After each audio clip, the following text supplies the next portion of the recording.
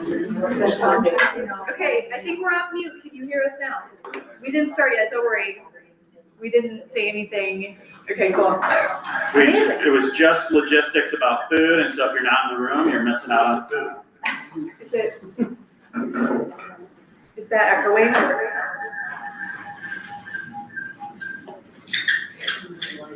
Are you guys hearing an echo?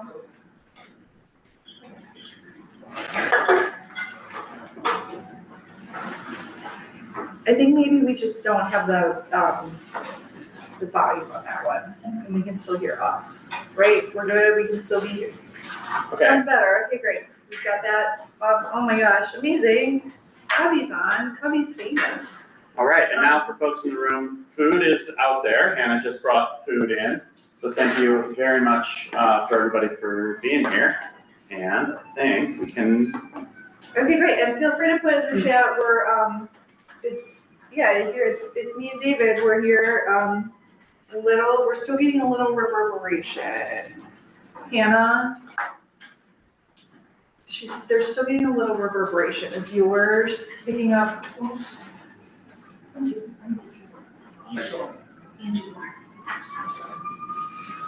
pretty low. So I'm not sure why.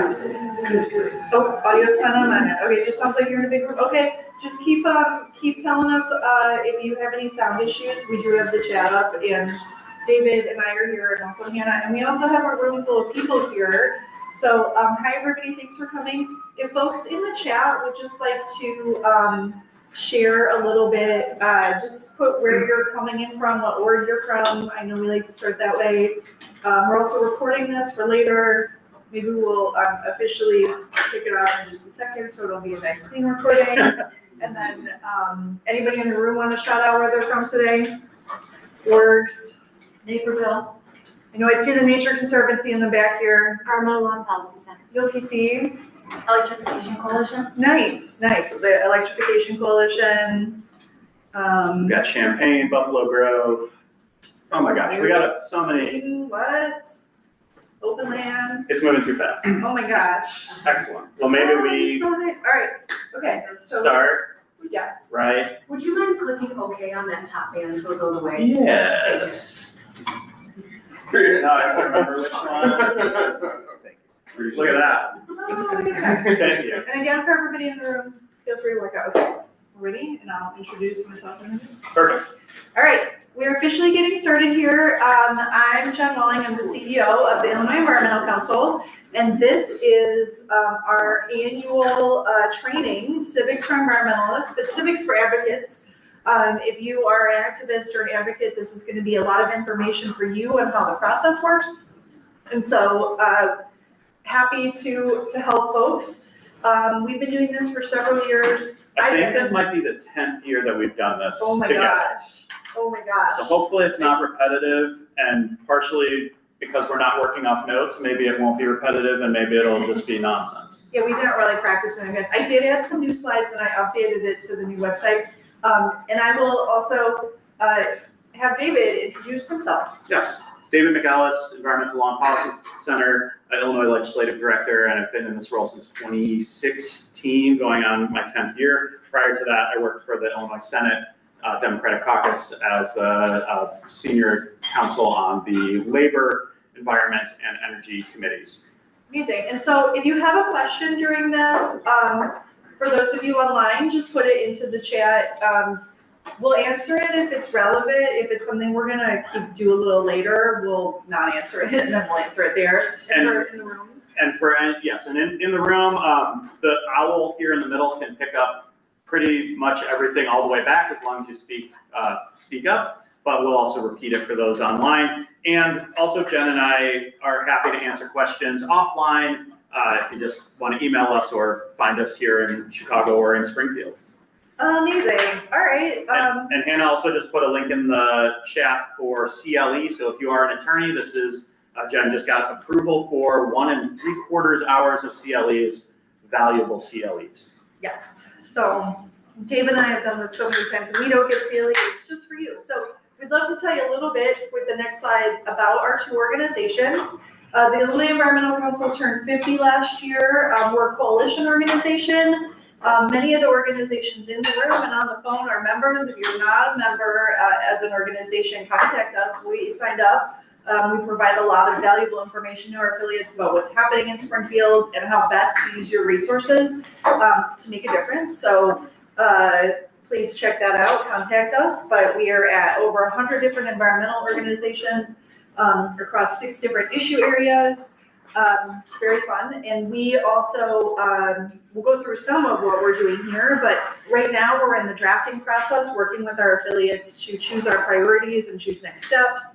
So a lot of bills getting turned in. We coordinate the resources of different affiliate organizations, build consensus. We have action alerts, lobby days, all sorts of ways for you to participate in the process that we're about to talk about today. And you'll be seen. Yeah, thank you for coming to our office. We are the Environmental Law and Policy Center, Midwestern-based public interest legal and advocacy organization, and we are working to advance clean energy, clean transportation, clean air, and clean water issues throughout the Midwest. Our headquarters is here in Chicago, but we work throughout the Midwest and Midwestern states as well as in Washington, D.C. Attorneys, business specialists, advocates, and communications specialists, as well as lobbyists in Springfield and in other state capitals and in the United States Capitol. So 9 states across the Great Plains and DC. Amazing, so much. Okay. And we're also a member of the Illinois Environmental Council, and I sit on both of Jen's boards of IEC, and I'm the vice president of one of those boards. Yeah. Okay. So a little bit of what we're gonna cover today. This is the General Assembly. We also have a civics workshop we do on the city of Chicago. If you're ever interested, actually that one's online. We do it once a year as well. We're gonna go through the legislative process. We're gonna do a little thing on bill drafting, but we actually just did a whole hour-long webinar on bill drafting, so we'll make that available. We'll talk a little bit about how to do bill research and how to figure out what's going on, and then we're going to talk about participation points and how to make your voice heard. I have another webinar I occasionally do on power analysis and making your voice heard that we may do again, but we shall see.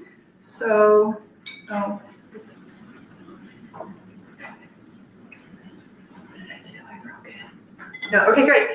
So the first thing that I want to talk about in where all of the process comes from is our Illinois Constitution. And so the Constitution was redone in the 70s, 90s? Yeah, in the 70s at the Constitutional Convention.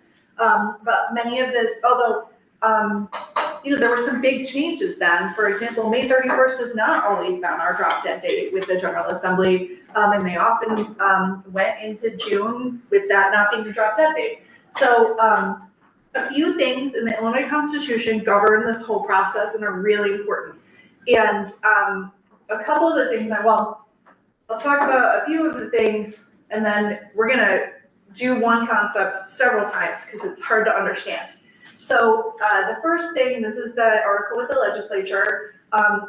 Bills can originate in either house. I'm going to show you some diagrams in a second, but there are states where you can have a bill in the House and a bill in the Senate, and they pass, and much like Congress, they reconcile them and the governor signs them. In Illinois, you have to have the same text pass in both chambers, and they can be amended or rejected in the other chamber, but it has to be the same actual text, not just the bill title.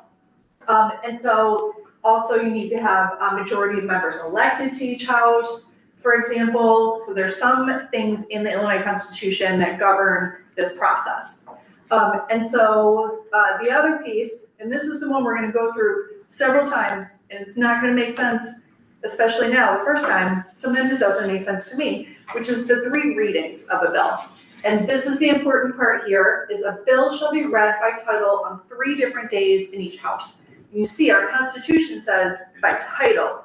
And so, and then like I said, we're going to go over this concept several times because readings, first, second, and third reading, are a really important part of the Illinois legislature, and they're kind of confusing. We're going to go through what each one is, but we're going to start here where it's in the Constitution, and then it says it has to be read by title. So whatever the bill has been titled, they literally read it out loud 3 different times. Sometimes the General Assembly is there. Sometimes there's nobody there, and it's just somebody, the clerk, in front of an empty chamber reading it into a microphone. and that is the reading that is done. So there's first, second, and third, but it needs to be read by title, and that's why we're going to go through Shell Bills vehicles and how the Northern Illinois Transit Authority Act got introduced at 5 p.m. and passed by 4:30 a.m. the next morning. And you can do that. Often we talk about that sort of process and we're like, oh, it's awful, but we just passed an amazing transportation bill in less than 12 hours. Which is also an example of some of those rules that are worked around are also the outcome from years of negotiation and years of language that a lot of parties have seen, maybe just not the final version of that. And so some of these things may sound nefarious. They may sound more nefarious than they are in practice. There are other times where we're not a fan of things that end up passing at that last minute. Yeah, it's more not fans than fans. But we're going to release that as 30 readings. We're going to go through several times. We're also going to go through the effective date of the laws a little later. But May 31st is an incredibly important date for the Illinois legislature because before May 31st, you need majority to pass a bill. Afterwards, if you want it effective in the calendar year, you need a 3/5 majority. And so that in practical terms, you go from 60 to 71 in the Illinois House, and you go from 30 to 36 in the Illinois Senate. And there are what's technically called a super duper majority of Democrats in both chambers, but that still can be something that's hard to get. We're going to go through effective dates when David does drafting. But I am going to start with the legislature. Who are these people? We just talked, there's 118 House representatives, and 78 are Democrats and 40 are Republicans. In the Senate, there's 40 Democrats and 19 Republicans. And it's important to note that there are 2 House districts in each Senate district. You only have 1 House member and 1 senator that represent you, but they're, the House districts make up a Senate district. So you only have 1 of each, but that's how the legislature works. But this is where you start. If you're completely new to this process, figure out who your lawmaker is. That's number 1. And if you think that your state senator is Dick Durbin, it's not right. That's your U.S. senator. So we're looking at the state level rep and senator. But also in any of this, I usually start with this. I don't want anybody to feel embarrassed that they don't know this, because we're not given a great civics education. But also we'll go through some points. This process is made to be inaccessible to the public. It's made to be hard to get into. That's why you have a lobbyist to help out. But we really want to open up the process so that people can participate in it, and so that you know what the steps are, you know what's going on, you know what actions matter and what actions don't matter. I often find myself serving as a translator of what a legislator is saying and what do they really mean. And so I don't want anybody to be embarrassed in any of this, but this is the start of your civics education, or maybe you're an expert already and we're helping you fine tune. But that's a place I want to start. And number 1, figure out who your state lawmaker is. And this is a little bit about, we did put up, I made screenshots of the new website. ILGA.gov has had a refresh. Somehow, I think it's worse. I think for the last 9 years, I was making fun of it as a website from 1998. And now I'm longing for the days of that 1998 website because I don't know where anything is on this new one. Yeah, like there's a couple of places I'm like, oh, why do I have to click this 4 times? But also, one of the things to head into, one of the items in these screenshots is that it's like much more space. So I've had to put less on each slide. So, but they are updated mostly for the new website. One of the things I recommend, you found your lawmaker, now learn more about your lawmaker. This is Rep. Carol Ammons. Rep. Carol Ammons is from Champaign. She is the chair of the Environment Committee. And you can see on the website, you can learn more about where her Springfield office is, where her district office is, how to contact her. There's a biography, there's the associate senators, there is a list of committees on there, it's a little further down, so you can find out about them. And it's really good to also find out things about your lawmakers. So this is a place to start and go read their bio, but you also can go, go online, like follow them on social media, go look them up, read their Wikipedia page, figure out what sort of things that they're interested in, because that can make a difference when you need to make your voice heard, is learning what their interests are and what might influence them. So I recommend doing the research. And, social media can be a valid way to contact your legislator in these days. Some are run by staff, some are real and run by lawmakers. So it's something you can do. This is a new slide I added this year because I get asked this 100 times a year, is an address list for the House and Senate, like what their district office addresses are. And it is on the website. You don't have to ask me for it. Although if you do, I will kindly send you this list. Excuse me. But on ilgo.gov, you can go to the Senate or House members report list, and then you have the Senate list and House list, and it gives you their capital address and their district address.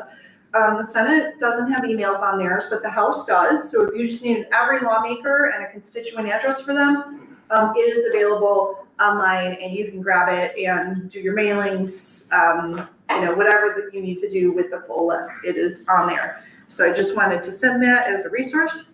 You want to talk about the leadership? Yeah, and so each party in each chamber picks legislative leaders, and so the majority leadership and as well as the minority leadership, there is one of each who are the Senate President, Speaker of the House, and then House Minority Leader, Senate Minority Leader. And those are Senate President Don Harmon, Speaker of the House Chris Welch, House Minority Leader Tony McCombie, and Senate Minority Leader John Curran. And so those leaders also select members of their leadership team that, I don't know how many there are in the House, 20-some leaders in the Illinois House Democratic Caucus. And so those leaders also appoint chairmanships for the committees that, and as well as the minority spokesperson from the minority party in that. And typically those folks are, you can address them as leader. So if they're in leadership, it's kind of, I don't know. Some people like it and choose that honorific, and some are weirded out by it. And it's also really weird to call somebody leader, but you do it because that is the honorific that is for them if they're in leadership. So just another piece. We got 2 slides here about the process. And I talked a little bit about how, other states, they might go through different chambers and like end up over here. But this is the summarized process. You get introduced in the first chamber. You go to committee, you do a floor vote. You go to the second chamber, committee, floor vote. And then it can go to the governor. It has to go concurrence if you made any changes, governor, blah. But really what it looks like is this next slide. Uh-oh. So really, it looks like this, which is actually very similar to this, which is how a bill becomes a law. So this is the Legislative Research Unit has put this together, and actually, it's missing a step because I believe under Senate rules, they voted to allow the Senate rules from 4 years ago allowed bills to go to a second committee. So there's that step in here, and this is a little old, but I've never actually seen them use the 2-committee rule. California, for example, like a bill goes to several committees before it will go to the floor. So it can go to an energy committee. I don't know what their committee names are called, but I just know they can go to several different committees and may have to do that before they get voted on. Just one committee here in Illinois, I have never seen them use that, but they're allowed in the Senate. And so this is all the pieces. It can be a real simple process. And every year I learn a new thing that they can do. Like I'm like, I didn't know they didn't need to go to committee and they can just go to second and third reading, or I didn't know they could do this on the floor. We are gonna send these slides out afterward. I'm seeing that question here. We'll send the slides out and the recording. But this is what it can look like, and there are a lot of steps that it can go through. So let's go through these deadlines. You want to go back and forth? You want to talk about what each one was doing in January? Sure, Next so Friday. the first deadline, and I think last year we did this on the LRB request deadline. LRB is something that we will talk about later. That's the Legislative Reference Bureau. This is a team of attorneys who writes all of the bills. So you can take them a bill that's fully written. They then put it in the format that it needs to be in to show up on ilga.gov. They have a deadline. And so House and Senate requests are next Friday, and they are going to stop taking requests after that because they just get inundated with hundreds, thousands of requests to draft legislation, some of which gets filed, which is the next deadline, and some of which never sees the light of day. And I should put the intro to this with these deadlines. You know, often, but I kind of like that there are deadlines and there's a process and there are steps you need to do every month, because I also do some work with like city council and county board. And, you know, especially those of you working on the cumulative impact ordinance, it's like, okay, we're going to bump it to next month. We're going to bump it to next month. We're going to bump it to next month. And they can keep going. And with this process, there's drop dead dates. So you kind of know if your proposal is alive or not at all of these different times. So if you don't get your bill drafted, I mean, there's different things that can happen. We're going to talk about shell and vehicle bills, but that happens.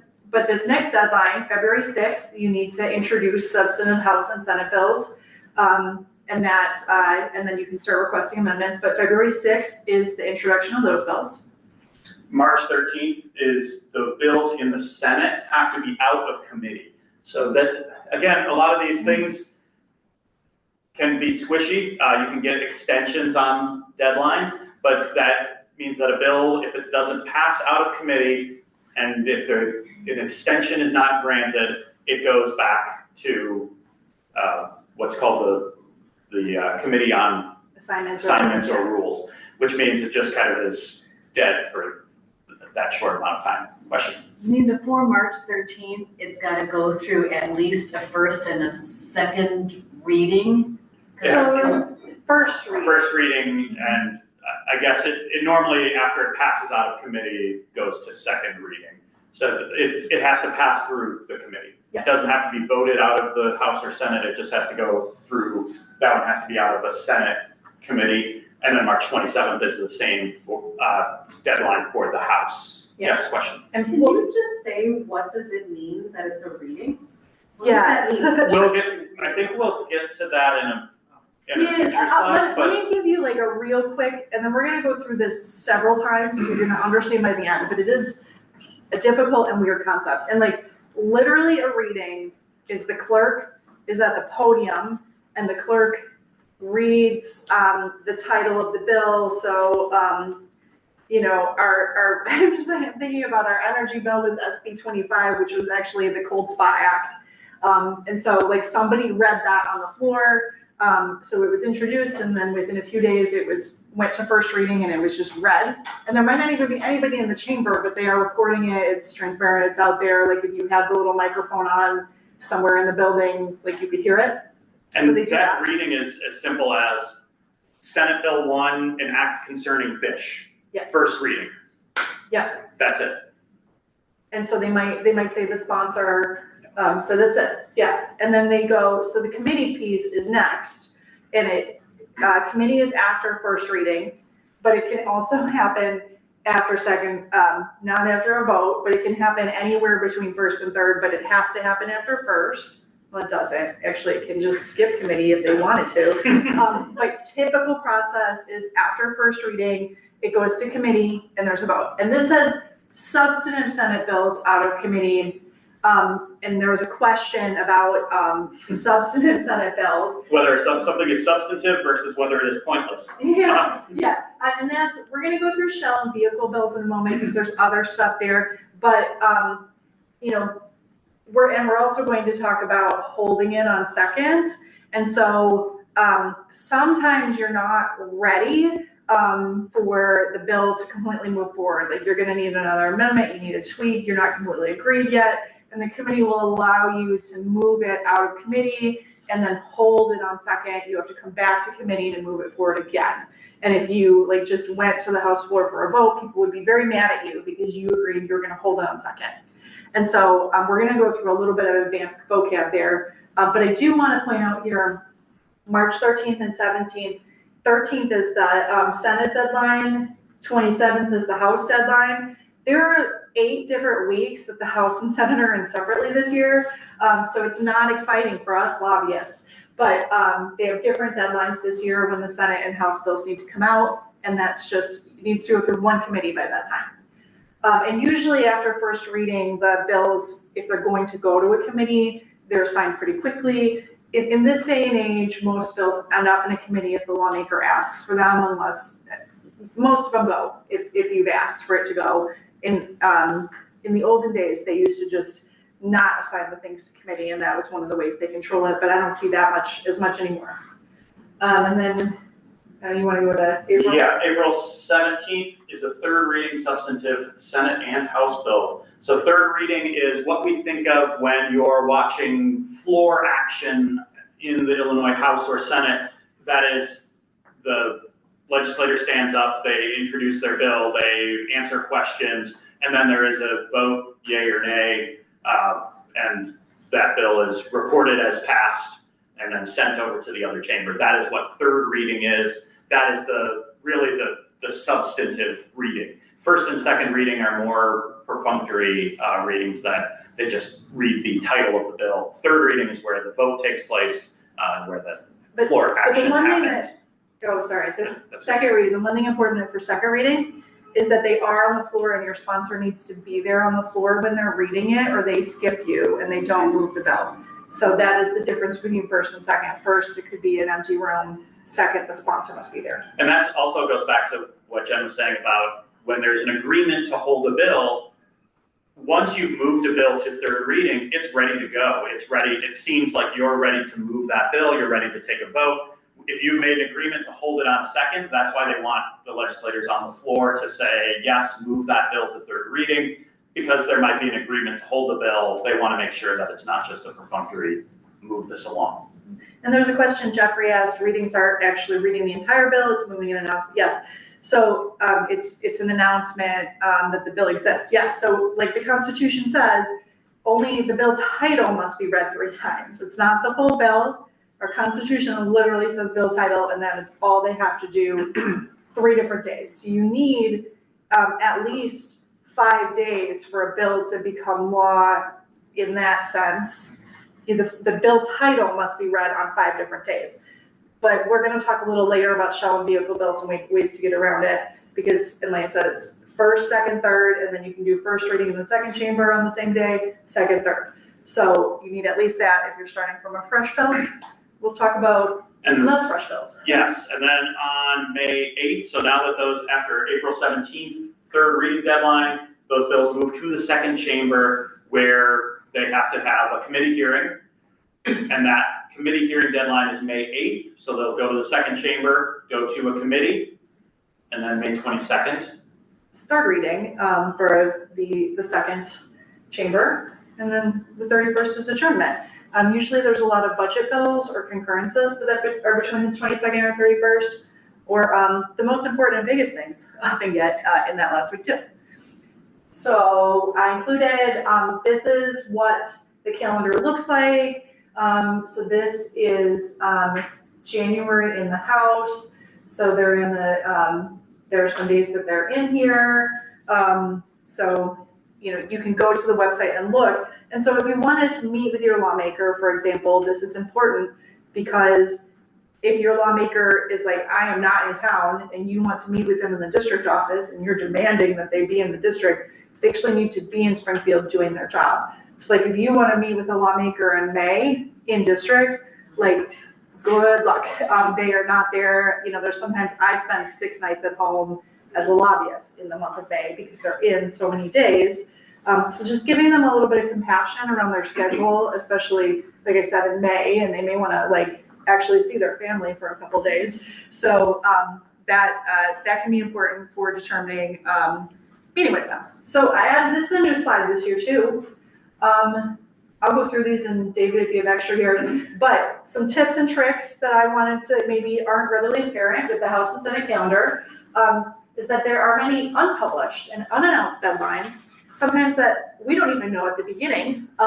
So for example, there are often internal LRB deadlines. So right now, and they're internal to the House and Senate, they're not necessarily something the Legislative Reference Bureau puts forward. So if you're writing a bill, you may want to expect that you need to turn it in a week in advance or weeks in advance. I try to get it done as soon as possible, but often they'll just drop that like, oh, the actual deadline is the 8th. And then it's, the 16th, you can get it in, but you may not get it.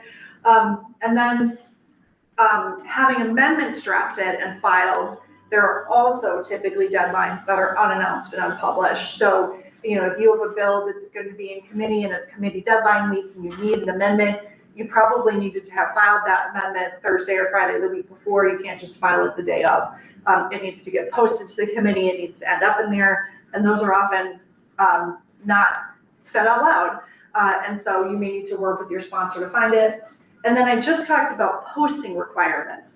This is something that, and I didn't put a slide in here. We have the Constitution, but most of the rules that the legislature works with is through, they adopt House and Senate rules on the very first day that they're in. They have 2-year terms. You have 4 years, you could be in for 4 years if you're a senator, but each legislative session is 2 years, technically. Where was I going with this? They adopt rules that then they can actually vote to suspend rules. Yes. So because they voted to pass rules, so some things are rules requirements that are internal, others are constitutional requirements that you can't vote to suspend the Constitution. Yes. And contrary to yeah. what some folks might believe. Yeah, you can't suspend the Constitution, but posting requirements are in those rules. So typically, either a bill or an amendment needs to be posted the week in advance and needs to, it's going to come to committee until you get to the end days of session, and then they have hour posting requirements. So they can't just pop it up in there like the minute you go in. City council, they actually can. I've been in a city council meeting where they've just dropped an amendment while we were in there. You can't do that in the legislature. It's at least an hour. In the older days, now we watch it online and we can see those. We have the website to look at it. Before that, there was just a bulletin board and it was just posted up there. And so, and you really needed a lobbyist to figure out what's going on. But posting requirements we'll talk about, and those are important. But like I said, you can watch it all online.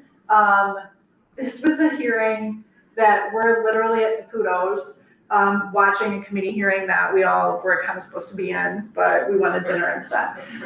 And so you can watch everything online at ilga.gov. Almost every committee hearing has video now. They all have audio. There's a couple of Senate ones that are sometimes just audio, but they all have video.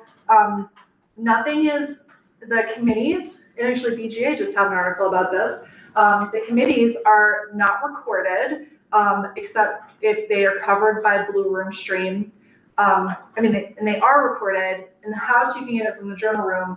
The Senate, you cannot get a recording on your own if you're just a person. But the House ones, you can get them from the journal room if you need to do it later. The Senate and House floor you get transcripts eventually, and they do tape some of those. So they're not things that you can watch afterwards most of the time.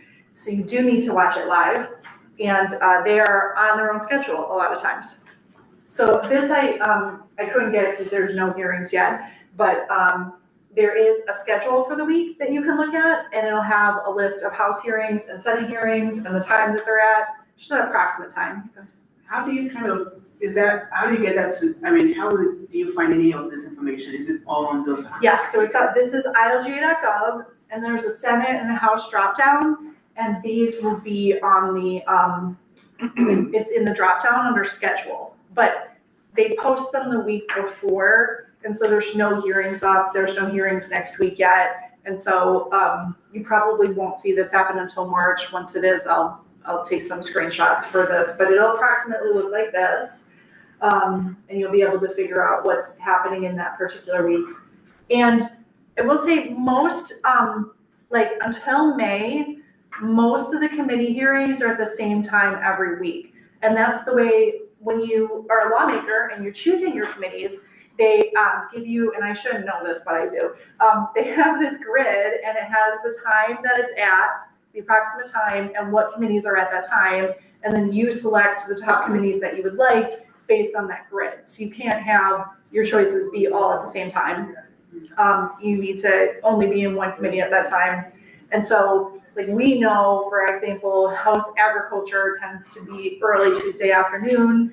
Environment Committee tends to be 3 or 4 p.m. on Tuesday afternoon. And then, much to my chagrin, in the Senate, the Energy and Environment Committee always meet in their different committees, often meet at the same time at 10 a.m. or 11 a.m. on Thursdays. And so typically it's the same every week, but when we get to crazy times and there's just like a few committees, it just might be a jumble of committees. And sometimes you don't finish your work and you got to come back in. And so that's typically how the schedule works. But this is also, it's not only a good way to figure out where your bill is, but it's a good way to stalk your lawmaker. So if they're not in their office and you know that they're in a committee, anybody can go watch a committee, except maybe when room at 118 gets very, very full, but you can at least be out there and find your lawmaker that way. Okay. Yeah, so I think you want to Is this on me? Yeah. Go for it. So we talked about May 31st. Those of us who work in Springfield are oftentimes lives revolve around May 31st, and we call things June 1st problems that are non-Springfield issues, and we say, get to me on June 1st. And if you've seen that episode of Parks and Recreation, sometimes that all comes together, and then your June 1st is horrible. So, you know, I just say, like, get back to me in July or whatever I've dug out of the hell that I have created for myself. So May 31st is the end date for the legislative session. It also, there is a requirement, a voting threshold requirement, that after May 31st, you have to have a supermajority to pass a bill with an effective date that is within that the next calendar year. So for effective dates, you want to put an effective date on your bill. Let's say you want to have something that's immediately effective. So as soon as the governor signs it, the bill becomes law. Whatever your great idea is becomes law. If you want an immediate effective date and it's before May 31st, you can pass that bill with a simple majority. Once June 1st hits, or midnight, right at midnight in theory, on June 1st, you need a 2/3 majority, a 3/5 majority for that bill to become effective immediately. So you can also you can specify a specific date in the future. You could specify, if a bill is silent and the bill passes prior to June 1st, it takes effect January 1st of the next year. So if there's no effective date listed, but if you pass it after May 31st, it becomes effective June 1st of the following year. And there is an example here that Jen was involved in 2012. Yeah, I really gotta replace this, but this was probably the most dramatic bill I was involved in that involved May 31st. And you can kind of see on here, this was the DNR funding bill in 2012. We were trying to get more funding for the Department of Natural Resources, and we were going. We got it through the House. We were waiting for the committee to happen in the Senate. And like the committee started meeting at like 10 p.m. on May 31st, and we're like, okay. It went to financial institutions, just not the normal committee, but there was another bill in that committee that the Republicans didn't like, and you don't really filibuster, but they kind of filibustered. And so we weren't in and out. We went past midnight. We knew that we had 34 votes. We needed 36 votes after midnight. But before midnight, we would have gotten it with 30 votes. So there were a lot of DNR employees crying in the elevator that night, but we didn't pass it on June 1st. We lost 33-21. But we came back in November and had 40 votes on it. And so that is an important one. But, you know, I feel like another example of some of these effective dates that we can throw out now are the bills that we just passed in this veto session. So the Clean and Reliable Grid Affordability Act and the Northern Illinois Transit Authority, both of those bills don't actually become effective until June 1st because they didn't specify an effective date, and we did not get a supermajority. We weren't trying for one, and so they become effective June 1st, and that's why we only needed a majority, even though we voted on it in November. And then actually, it was important, for example, for NETA, that bill ended up being part of the budget of like the CTA, Metra. They needed to know what their budget was going to be in the next year or would face severe cuts. And so passing that, signing a law, they had the knowledge they needed to move forward with a full budget. But that's why we did it in November, but we didn't have it. Actually, in the end, we probably could have had a supermajority with the votes. I think it was one shy, and that there was just somebody not on the floor. So next time. Another one of my favorite examples of this midnight question mark deadline is, I'm a baseball fan, and unfortunately I'm also a Chicago White Sox fan. In 1988, there was a push to build a new stadium. I don't know if you've heard that people want to publicly finance stadiums in the city of Chicago. Well, this isn't new for the Bears. This took place in 1988 as well. There is a reporter from the Tampa St. Petersburg News sitting on the floor of the Illinois House as Speaker Mike Madigan and Governor Jim Thompson are wrangling votes because it's almost midnight, it's getting very close, and they're about to pass a tax to fund the new, now 30-plus-year-old stadium that sits at 35th Street. And the reporter calls his boss and he says, well, it's after midnight, so the bill didn't pass. Looks like the White Sox are coming to Tampa. Speaker Madigan said, well, by my watch, we passed the bill at 11:59, even though the official roll call may have said 12:03. Governor Thompson said, when the speaker says what time it is, that's what time it is. And there wasn't internet at the time, so people couldn't say like, this is an outrage, whatever. It was more just like, well, it's a matter of a clock that was a little bit slower versus a little bit faster. And so that is why we have the somewhat monstrosity at 35th Street. We'll see if the Bears are able to get their money-making scheme done in time. Yeah. And then there is also a case, and because this is a CLE, we should, I suppose, talk about the case. That is Springfield Right to Life versus Felicia Norwood. This is a case involving what was Senate Bill 40, and Senate Bill 40 was a bill that removed trigger language that would, there used to be in state law a language that said that should Roe versus Wade be overturned, that abortion would be illegal in the state of Illinois. Well, I remember that there were arguments at the time, well, this is preposterous. Well, we'll never need this. But this bill was needed, as we have seen, and that bill removed that trigger language. It also included some public financing for abortion services. There was a lawsuit after the bill passed and was signed into law. Part of what that lawsuit entailed was this effective date. The bill passed prior to May 31st. It passed in mid-May out of the second chamber, but then there was a procedural motion done by now Senate President Don Harmon that was called a motion to reconsider. And that just means that a person voting on the prevailing side of a bill can move to reconsider the bill and call for another vote. A lot of times this is a procedural motion done by somebody who wants the bill to pass, or it could be done by somebody who just sees that a bill is going to pass and then files this motion to reconsider and then never actually calls the vote. It's a little bit complicated, but it could be used to hold up a bill and just add another roadblock in the process. In this case, it was done because the Democratic-controlled Senate and House weren't sure if then Governor Bruce Rauner, who had run as a pro-choice Republican, was actually going to sign the bill. So they said, we're going to wait until we get assurances that the bill is going to get signed, and then we'll send it to him. So the bill was sent to the governor after May 31st. When this lawsuit came up, they said, well, it can't have an immediate effective date because the Senate didn't send it to the governor before May 31st.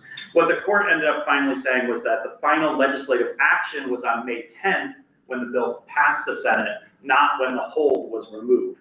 And so that made the bill effective immediately. It kind of mooted that point. But I think also the court didn't really want to get involved in the legislature making the rules of its own chamber. Similar to that, if the speaker says that it's before midnight, the legislature and, they're co-equal branches and there's a separation of powers issue. And so that bill, that challenge was denied. And just a quick question. Yeah. Like you were talking about, like after May 31st, you need a super majority. Like, what is that in the process of like the bill? Is it like after you've done the third reading and done the vote and it did not pass, then you need a super majority? So is that? Well, so the third reading is the vote. So when they, it gets added to the calendar of third reading, and then the third reading is the actual vote. And so, that's when they open up the roll call, they start it, you do the debate. And before they take the vote, they say, for certain things, they'll say, because this bill overrides home rule, it requires a 3/5 majority. And so a lot of times they'll announce that beforehand. And as you can see from Jen's previous slide, it did say 3/5 majority required. I think that was because they said, because it's after midnight and after May 31st, and this has an immediate effective date, will require a 3/5 majority. Okay. Yeah, is there any way the wheels can fall for bill in the first reading, or is that purely rubber stamp? Well, I mean, like the bill, a bill will always be read. I've never seen a bill not. There's not a vote Not on it, reach so nothing can go Yeah, on. I mean, it literally, I know, it's hard to visualize, but it's literally the clerk at the podium in each chamber, just like reading a list that's in front of him. And everything ends up being read for a first reading. So there's nothing that can happen there where it doesn't go to first reading. And how many bills are going through the sausage machine at the present moment? Yeah, so I think if you look at right now, we just filed a bill in the House, that was House Bill 4272 or something like that. That's over 2 years. Yeah, over 2 years. So there were 4,200 bills filed in the House at least, and probably half that in the Senate. But we're going to go through what shell and vehicle bills are, and probably 1,500. Maybe, a lot. Thousands are shell bills, which are basically nothing. But they all have to be read in. So there's a person who has to read in the title. And the number that passed is probably like 300 to 500 maybe bills that actually pass both chambers. That's going to be my guess off the top of my head, but somewhere in there. I know they publish every year what that number is, but it's somewhere around there. So. And is this on me? Okay. Yeah, go for it. You're the drafting. Yes. So how does the bill get drafted? You look in the statutes. So if you have your great idea, you look. Is this where I go through my great idea? Or I think we do that later. Yeah, backpack bill. Well, it used to be my backpack bill, which still does apply. Not that you can't use the one from last year. That was really rude. Yes, but this is, all right, so my bill idea, trains and buses. We just passed NETA. That was definitely necessary, great bill. But I still, the other day, went to the train and it said the train will arrive every 4 minutes. And it sure didn't. It sure did not come 4 minutes later. I waited at least 10 minutes.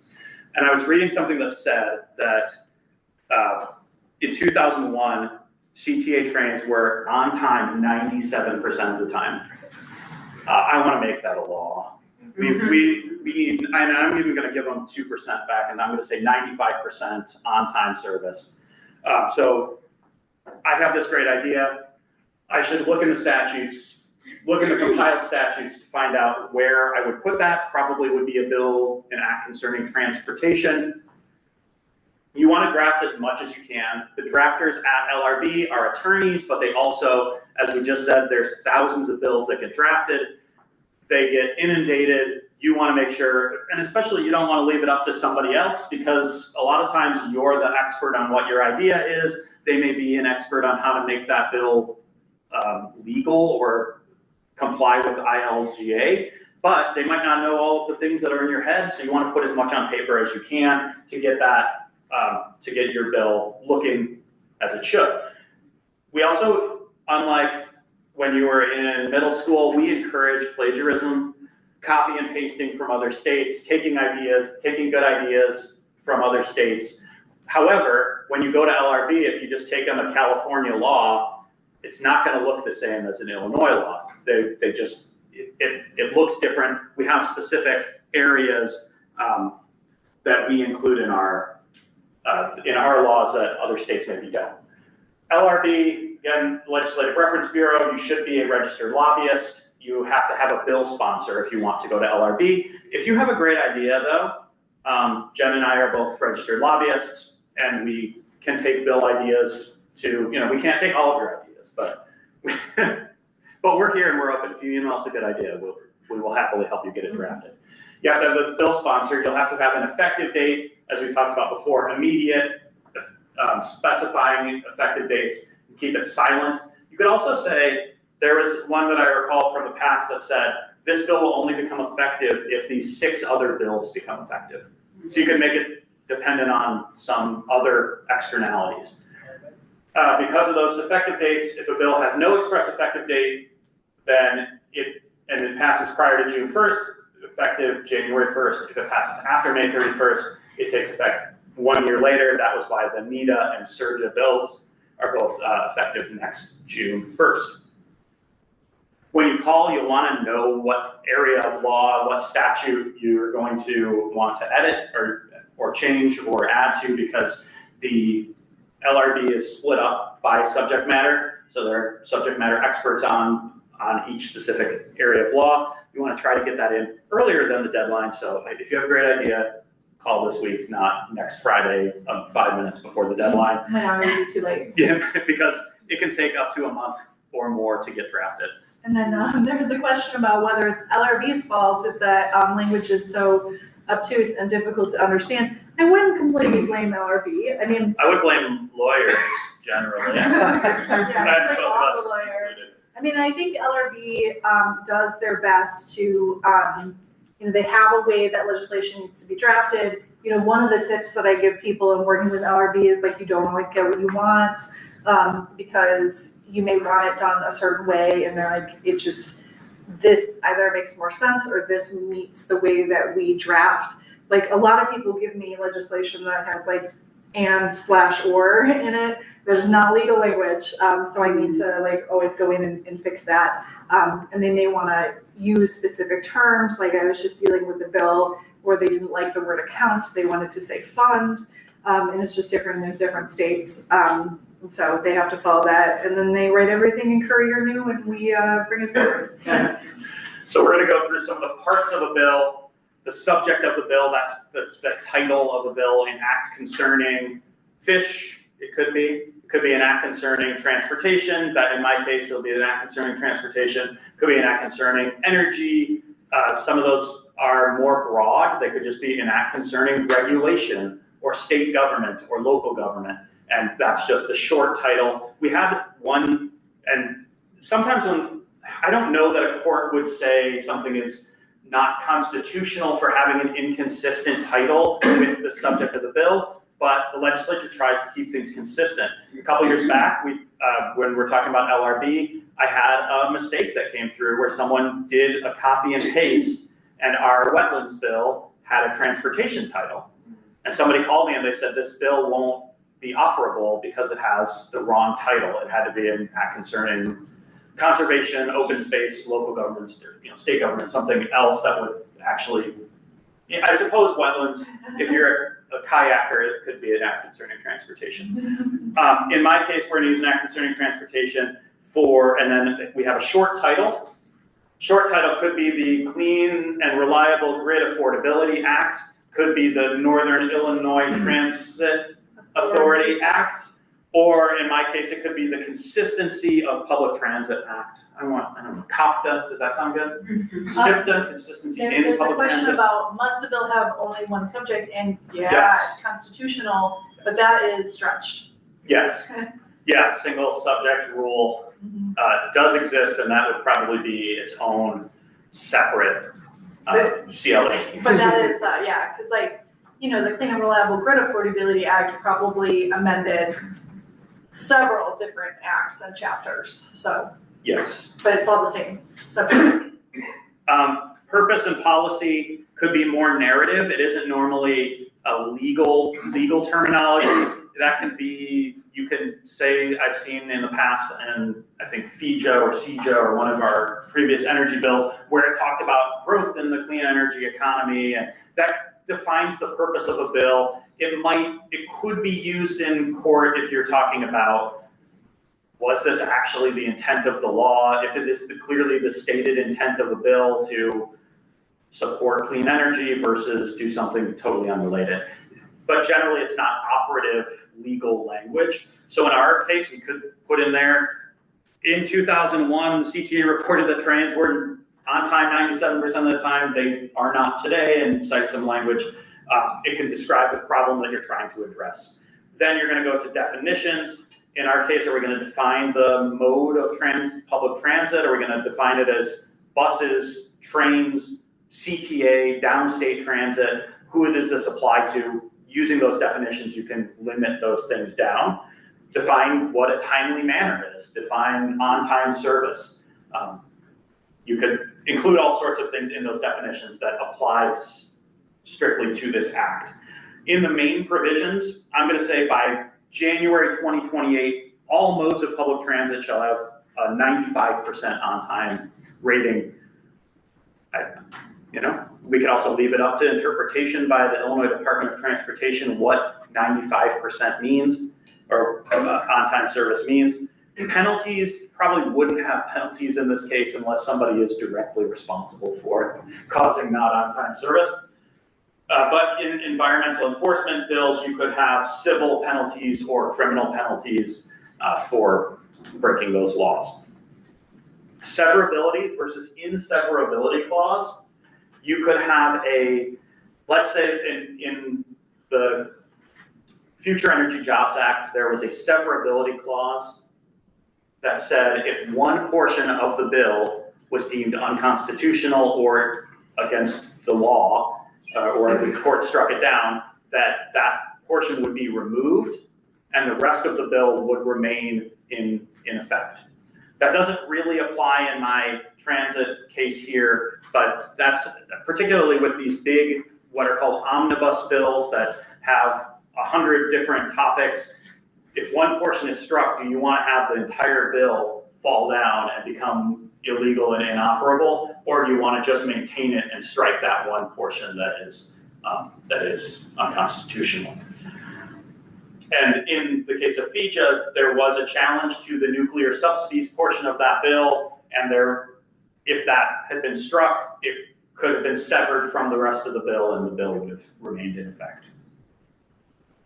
Repeal date, you can put a repeal date on a bill. There used to be set timelines where companies would have to come back to get deadlines extended. So it would be like a 5-year repeal, and automatically it would go out, and it would become inoperable law, and they would have to come to have a bill re-upped. And a lot of times that was for regulatory things, and AT&T's agreements that every 5 years they would have to come back and get re-upped. In this case, I don't know that we need a repeal date. We want to keep it in forever. We want 95% service. You can have, is it a limited program? Is it like a pilot program? You could have that as well. Effective date, immediate or some point in the future. It can be silent, and I think that is the last one. I'm writing a bill, let's see. Oh, the chapters. Oh, you gotta do those too. Yes, and then how to read and write a bill. A new act, if you have brand new language that isn't amending an existing law, it's not underlined. If you are amending a law, it is either underlined or struck through. So if you are changing a date, let's say extending that regulatory deadline out 5 years, you would strike through 2025 and strike through, and write underline 2030.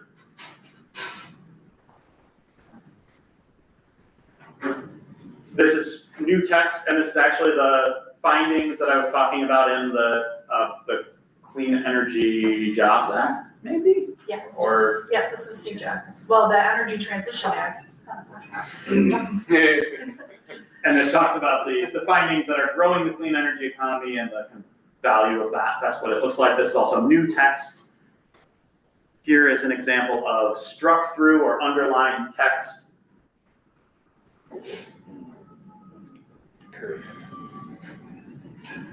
And these are some common environmental statutes or statutes that we look at a lot. Public utilities is 220, public health 410, environmental safety 415. These are the numbers that if you were amending a bill, you would call up LRB and you would say, I need to talk to whoever handles 220, section 220, and they would send you to that attorney who would help you with your drafting. I think this starts, yeah, going into this. So Okay. this is a little on. All right, yeah. so this is you done? Yes, I think so. This is how to use ILGA.gov, which we've talked a little bit about previously, but it's still a very difficult website to use. A lot of folks who are attorneys use things like Nexus or Westlaw instead of ILGA.gov because there are some tricks and tips at looking at legislation. You can find the Illinois Constitution here. You can find the Illinois compiled statutes, the administrative rules, which are rules written by agencies to comply with statutes, and you can find legislation, which include House bills, Senate bills, Senate and House resolution, Senate House joint resolution, constitutional amendments, and proposed administrative rules as well are on ILGA. So one thing that is kind of like fun about the new website is that, and I will, one of the things that they didn't fix that is still a problem is if you are looking for a piece of legislation, and so like I typed in the word compost here. One of the things that ILGA does not do, if I type in the word compost, it'll show me bills where it got amended, but it'll also will just show me bills where the word compost is somewhere in the bill, and the word compost is in a lot of existing language. And so I'm gonna have to go and like look at those and make sure they're okay. And also, one of the pieces that I don't love about the new website as well is like there used to be something where, you can still just type in a bill number, you can just still type in a word, but it used to be more specific to legislation. On this one, so like right at the top, it says search the 104th General Assembly. You can put a word in there, and then it pops up this search box that then has a drop down. It searches legislation for you as a default, but if you want to look at anything else, you need to choose those items, so legislation, public act, etc. But most likely you're going to be looking at what legislation exists out there. We use all sorts of tracking tools that we pay for as lobbyists, but there also is a way to track legislation with an account on ILGA that you can use, and you put it in there. We use Fast Democracy. There's also HANA News Service. There's all sorts of new things that are always coming out that make it a little easier to use, but they're very expensive. And so, if you're an IEC member, we help you out by tracking these things for you and sending updates so that you don't have to buy that expensive software. But that's how a lot of people will deal with it. I'm going to go through how to read a bill from ILGA. We're going to go through the bill number, the sponsor, the summary, and the text. So here's what the bill looks like on ILGA.gov. This was our House Bill 1605, which gave conservation easements rights to tribes. And so, this shows you the bill status, the full text. I'm going to give you some tricks and tips for looking at the full text in a second. And also show you the sponsor. We're going to go through kind of what the sponsors mean in a second. It also shows you the statutes amended, and it gives you a summary. Don't trust the summary. It's just my number one advice to you. Like, read it as like a guide, but that you're not done when you have read the summary. Sometimes the summaries have errors. I had one where the summary had the wrong date, and everybody, actually it was one of the pollution reduction or plastic reduction bills, and my whole coalition was like, why did you write it with that date? And I was like, I did not. In the actual text, it says this. But in the summary, it just had the wrong date. You can't really get that amended. There's a question, if I search a topic like compost, will it only give the new bills, or will I get the entire archival of bills that were passed in the past? So no. So if you go to the 104th General Assembly, all you will find with legislation are the ones that have been introduced in the last 2 years. you'd have to go back to the 103rd, or you'd have to look for statutes through the ILCS to find all of the bills that were passed and became law. But it only gives you that 2-year time period. So anything done after January, whatever, of 2025 until today would be the legislation that is searchable there. And then everything else, you'd have to go back to the 103rd, 102nd for the other 2-year periods. But this is what it looks like on the website. This is a new slide for us too this year because I get a lot of questions here.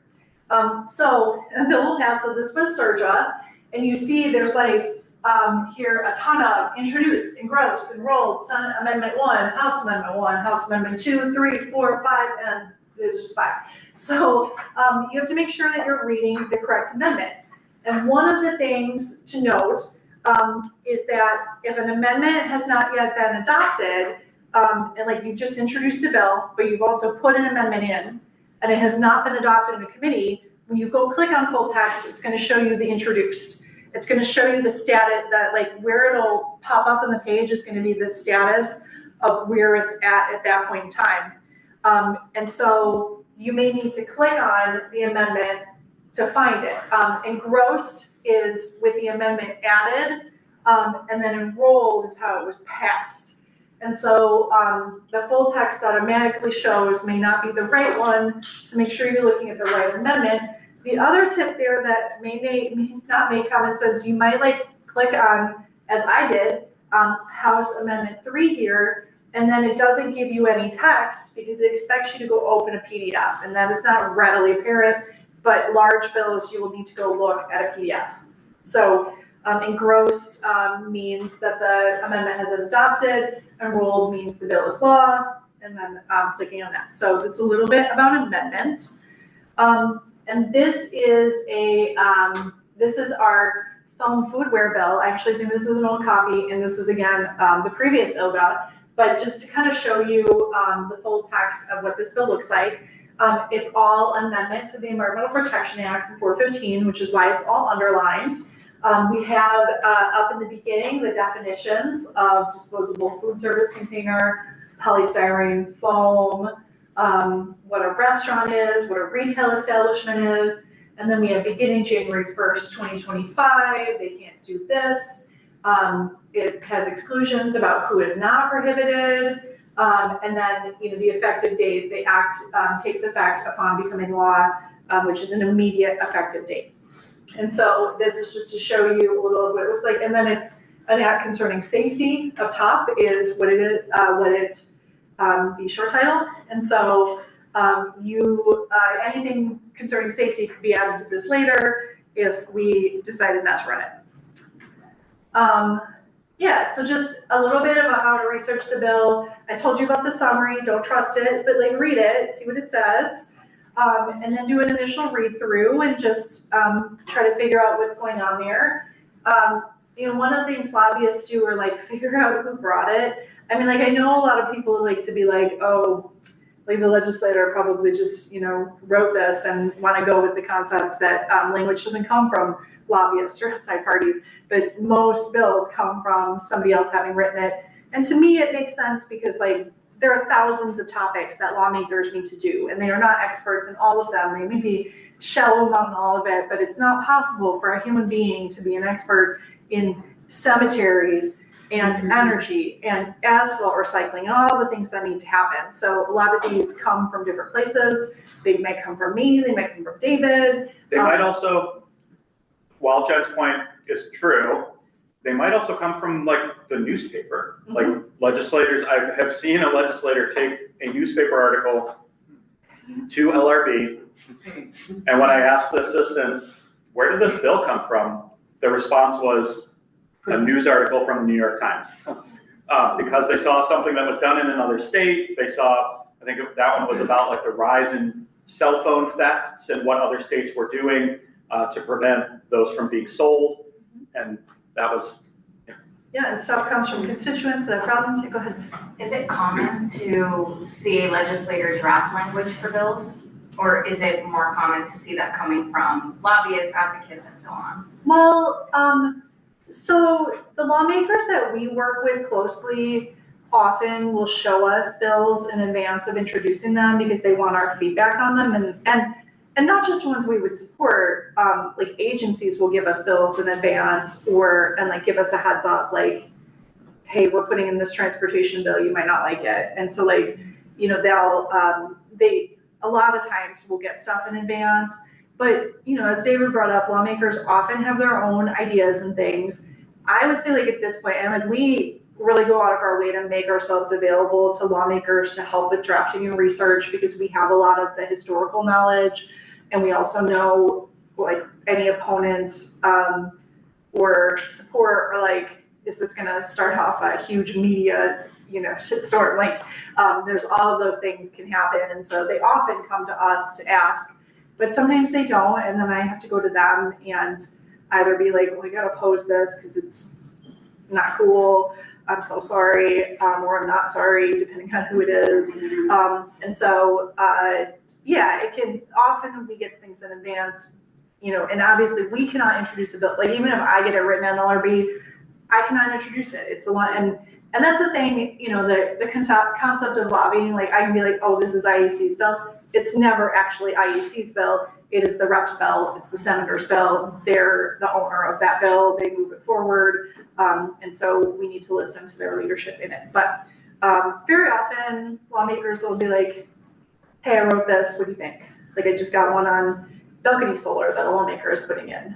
And yeah, so they will ask us in advance. And at this point too, they may just call us with an idea and be like, I got a bunch of calls about the new PFAS, new pesticides that have PFAS, and like how do we stop those from coming to Illinois? And so, you know, wrote those bills for people. But yeah, and then the who brought it, the supportive or opposed is important. Like if a bill has gone into committee, you can file witness slips, and you can look at all the parties that are support or opposed to the bill. You also can look at key phrases that might be in the bill. Yep. I've heard that actually the witness slips aren't even looked at. I'm gonna go through witness slips in just a second, and I'm gonna give you my hot take, and then also give you some advice on filing them. So wait for my hot take here. But it does give you, like, you can see who supports or opposed to bill by looking at the witness slips. You want to do co-sponsor strategy? What? This is FIJA. Yes, okay, so this is the Future Energy Jobs Act passed in 2016. This bill, you can look at No, this is co-sponsor. CEJA. Yeah. This is CEJA, yeah. Yes, okay, The yeah, passed in 2021. I know it's easy to tell from, easy to tell from the insurance guarantee fund, but this is Oh, yeah, CEJA. 100 seconds. So you have here co-sponsors and sponsors, chief co-sponsors, etc. So the first person listed is the chief sponsor. In this case, it was Senate President Don Harmon, and then Leader Marcus Evans in the House. The hyphenated members are chief co-sponsors, and then everyone after that is a co-sponsor. Chief co-sponsor are the folks who show up on the board, the voting board, when a bill is called for a vote. So there is some strategy involved in that. If you have, let's say, bipartisan leadership on a bill, you want to get them on as a chief co-sponsor, so it shows up on the board.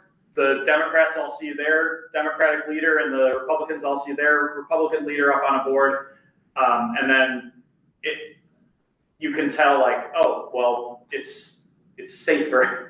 It's safe for me to vote yes for this because so-and-so is supporting it. Some people might look up there and say, well, that's my seatmate. I can ask them about the bill. Why did they sign on as a chief co-sponsor? Or they just might see it and say, oh, I like those people and I'll vote to support it. There's also just gathering co-sponsors is one of the ways that we know who is a yes on a bill.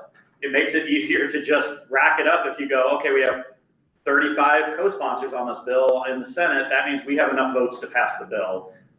Presumably, if the bill is called for a vote, you assume those co-sponsors who would put their name on supporting a bill would vote for it. And there is a piece, strategically you talked about bipartisanship. When you look at this, in the House, it's Black Caucus, Downstate Caucus, Women's Caucus, Green Caucus, there's Latino Caucus. So my caucus, like, New Dems, I guess. You can find all of the different caucuses, and you might want to choose somebody from all those different ones to be in your top 5. There's some strategy to it. It matters. It also doesn't matter. And so, you do your best in it, but it does give us something to do and something to ask legislators for. We just, beyond saying you'll vote for a bill, all right, well, will you also sign on? It's as a co-sponsor. It's the next step of a process, but it's not necessarily a guarantee. If you have 30 co-sponsors that you're going to get the bill called if it's not done yet. And you also can pass it if you just don't have any sponsors, any co-sponsors, if you only have a chief sponsor. Go ahead. Is there a limit to the amount of co-sponsors that you can have on a bill? No, literally, you can sometimes. I had a legislator whose first bill that they wanted to pass that I was a staffer on the bill had every single member of the Senate sign on to the bill as co-sponsor. I think it dealt with 911, like calling 911 from a hotel. So it results from a tragic story, I think, but that you used to have to press a number to dial out. Right. And I think that the reason why it became nonpartisan was because every hotel chain was like, well, we actually already do that. And it wasn't in law. I don't know if it was unnecessary, but it was a law that was introduced in another state.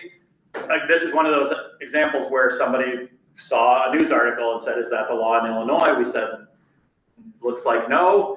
And it required that phone lines had to dial out with 911. And sometimes you'll hear them on the floor, especially if they do resolutions. They might say, like, add all members to the sponsor. So that is possible. But you can't have fewer than one, and you can't have more than 118. Well, actually, you could potentially have more than 118 if somebody leaves the General Assembly and then they get replaced. The old person is still listed there, so you could get more than 118. Fun fact. Yeah. So that's this. Why are there reps in parentheses? Because this is a Senate bill. Yes, that is why. It's Senate bill in the House. And so then I kind of put this to show a little bit of like what the process looks like. I think this was our rewilding bill. But so just to look at it, much like we talked about with first reading, it gets put in the House. So it's filed with the clerk by Rep. Anna Mueller, the chair of our Green Caucus, and then it goes to first reading. So it's read on the floor. Once it goes to first reading, and before first reading, it'll just say filed with the clerk and nothing else. So it doesn't automatically get read. It actually has to be read out loud on the floor. And then there's first reading, and then it'll get assigned to Rules Committee or Assignments Committee right off the bat. That's not scary at first because it does first reading, and then there's Rules Committee, and then it gets assigned to an actual committee. This one went to Agriculture and Conservation. We had a co-sponsor. It passed out of the committee. It went to second reading. It was read a second time, and then it was placed on the calendar order of third reading. And then more sponsors were added, and then there was a vote. It passed 75 to 37. And then it went over to the Senate. Then it was placed on the calendar order of first reading. The chief Senate sponsor was Rachel Ventura. Then there was a first reading. Then it went to Assignments Committee, which is the name. It's Senate, it's Assignments, Rules House. And then it got assigned to Environment and Conservation. This one didn't meet the deadline, so it got a deadline extension, which I will say the House almost never, ever gives deadline extensions. They'll give you a shell bill instead. But the Senate very often does extensions. So this one got extended, but it passed Environment and Conservation, went to second reading, went to third reading, added some more sponsors, passed 39 to 16. It passed both houses, sent to the governor. I guess I didn't do a concurrence on this one. No, yes, I did not do a concurrence on this one, but I could have. And then, typically after it passes, the chamber has 30 days to send it to the governor, and the governor has 60 days to sign, veto, And if he doesn't sign after 60 days, so automatically becomes law, but he always signs. So, and this became a public act. And then this is what David was talking about with the 5 being up there. These people who, oh yeah, so somebody was asking, and Stephanie, yes, data centers and ratepayers are on our priority list for the year. We can send that around at the end. But there's no vote on second reading, no. All second reading, and like the difference is first reading, it's like an empty room and they read it out loud. Second reading, I mean, it might be scheduled, it might be perfunctory session or whatever. Second reading, the legislators are on the floor, the sponsor has to be there, and they just read it and move it to third. So they read the title, they move it to third, and third reading is the vote. So those are the differences there. Yeah. I have a strategy question, which I'm sure is going to be, it depends. Sure. But regarding introducing it into a chamber, do you recommend introducing a bill into both chambers or finding a co-sponsor within one of them and then doing the work in the other chamber on advocacy? And then hopefully if it goes to that other chamber, the second chamber, you've done your work, that there will be some, I don't know, goodwill towards it. Like, Yeah. what's the strategy for best ways to introduce? So hopefully people heard that, but just what is the strategy for which chamber to go with? So some of that is political and some of it is procedural. I usually will do bills in both chambers, partially because you just never know when some nonsense is going to come up and it's going to like kill the bill dead. So like every once in a while, like the House will be like, surprise, you only get to run 3 bills this year. And the sponsor didn't know, and they have like 6 children and they need to like pick 3 of their 6 children to run. And so, then you might not have somebody to just move it forward, right? And especially if it wasn't something that was super important, yours might just end up on the cutting room floor. And so I do like to start with both chambers. But one of the political pieces to think of when you are introducing stuff is at this point in time, the Senate is the more difficult chamber than the House. And so knowing that, you may want to figure out what you do because, sometimes I will start with the Senate because I know that's the bigger hurdle to clear. And if I get it out of like I've had some years, 2023, I think I had like 8 bills past the House that the Senate just like didn't take up. And some of them weren't even controversial. They were just like, we don't want to do this right now. And so, which is unexpected. And so I often will start things in the Senate and then go over to the House. But if it's something that I know I'm going to be fine and I'm not going to attract a lot of attention and I maybe don't have very many opponents, I typically will start those in the House because then, it's whether the Senate wants to take it up or not. But I typically put them in both. But I mean, there even can be years, I've had years where Senate Environment just like doesn't meet, for example. So there can just be procedural nonsense that prevents your bill from being heard. So that is my advice there. And I should speed up a little because we're getting to 1:30, but and we'll go through veto session at the end. So, okay, so this is what it looks like on the board. You can see the people up there. You want to do this one? Yeah, amendments. There are many amendments. I've seen, 10 amendments on some bills. Some amendments are filed by a sponsor. Sometimes you can have other people file an amendment onto another sponsor's bill. Sometimes those could be hostile amendments, meaning somebody files an amendment and to try to slow up the process. A lot of times those can be voted to be removed if somebody is doing that in an underhanded way. Bills can only be amended in committee or on the floor. So the bill you can do prior to having the bill heard in committee, you can do a committee amendment. After the bill is heard in committee, it's called a floor amendment.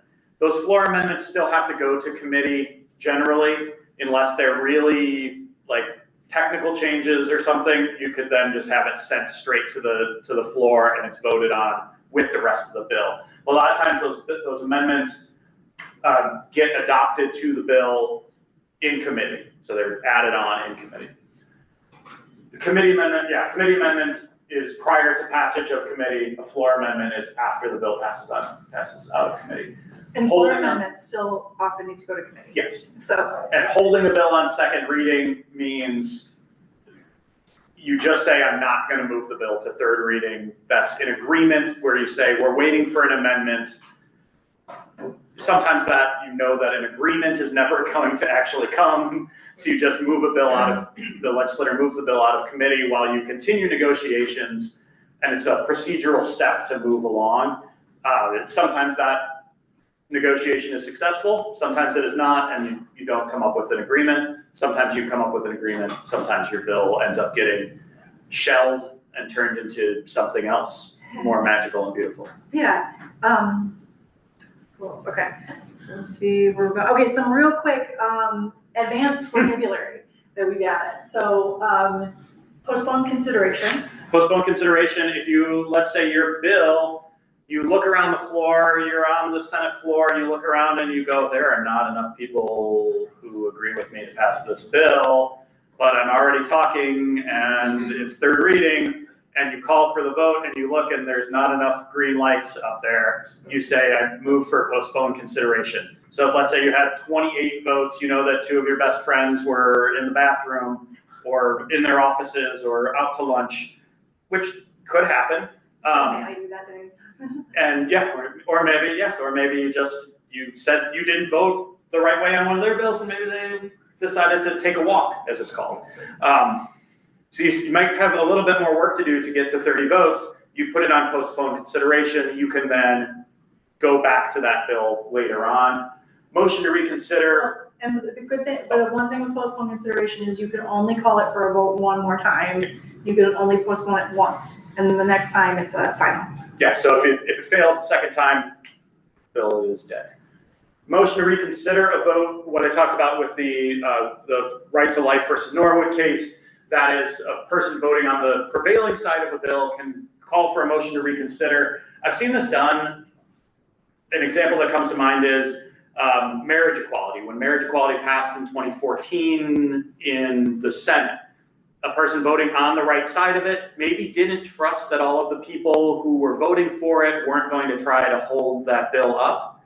So a person who voted yes said motion to reconsider, and then they immediately table that vote or that motion. It can only be filed by one person. So they motion to reconsider, and then you just say table that motion. You can do it immediately, or you can wait, as President Harmon did in the Norwood case. It's a little bit of just a procedural move to try to prevent someone else from using that move against you. But, and we'll just, with the motion to reconsider the vote, somebody can vote yes on your bill and then put the motion to reconsider in, and it's basically impossible to discharge unless that person does it themselves. So we had a bill we were supporting lightly about the Natural Resource Advisory Board, and somebody who opposed it voted yes, filed a motion to reconsider. That bill was dead for the year. There's nothing, like, you'd have to take, there are some pieces and rules where you can get rid of it, yeah, like that, just dead. And so often if you know you have a very controversial bill, getting one of your buddies who voted yes to go file a motion to reconsider so they can withdraw it can give you some control. But that's only if you're like, for sure, this is super controversial, people are gonna pay attention to it, and that helps. And then somebody asked if the bill can be reintroduced in the next session. Yes. So, and even right now, there are bills from last session that can be resurrected. The question was, though, if a bill dies, can it be reintroduced the next session? One thing to know about that, though, is if your bill already died, you've got some work to do. And so people may be less likely to go out on a limb for your bill if they've already seen it go down in flames. Yeah, if it was close, maybe you'd have another chance next year. From a strategy point of view, your bill going down is real bad. It just gets worse from there. So like, that's why, if you're like, call the bill, it's your sponsor, and it goes down, that's bad for you. So if your sponsor's giving you a hard time and like, I don't have enough votes, trust them, because if it gets called and it only has 56 votes, unless you change the bill significantly, it just gets worse from there. It's just a culture thing. And I know it can be frustrating to not have a bill called, but if there aren't enough votes, it really prejudices your bill in the future. Verification. So sometimes with a controversial bill and sometimes in the late stages of session or late nights, someone who opposes the bills will say, I call for a verification of the roll call.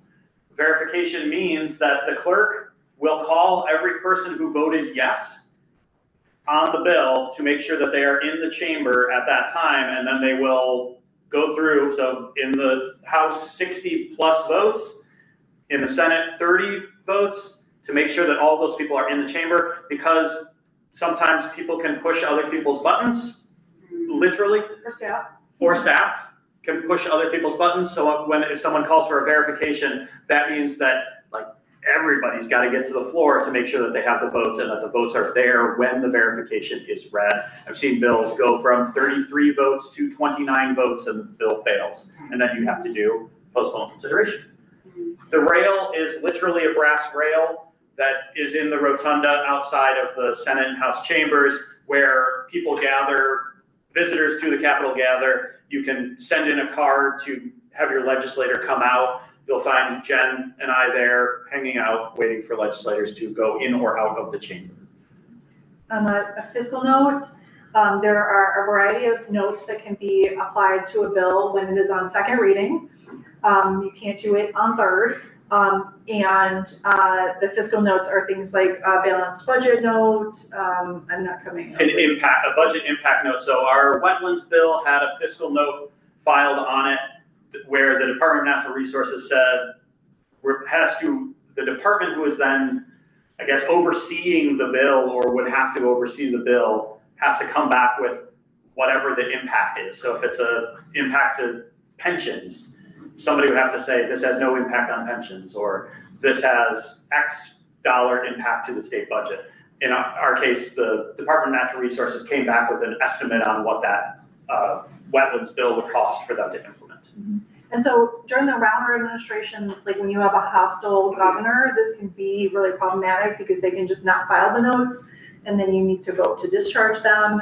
But in this administration, they file them pretty quickly and get answers, but it can be a delay tactic. So there's that. Omnibus is just a package. So like the energy bill is an omnibus. It was like a bunch of bills put into one.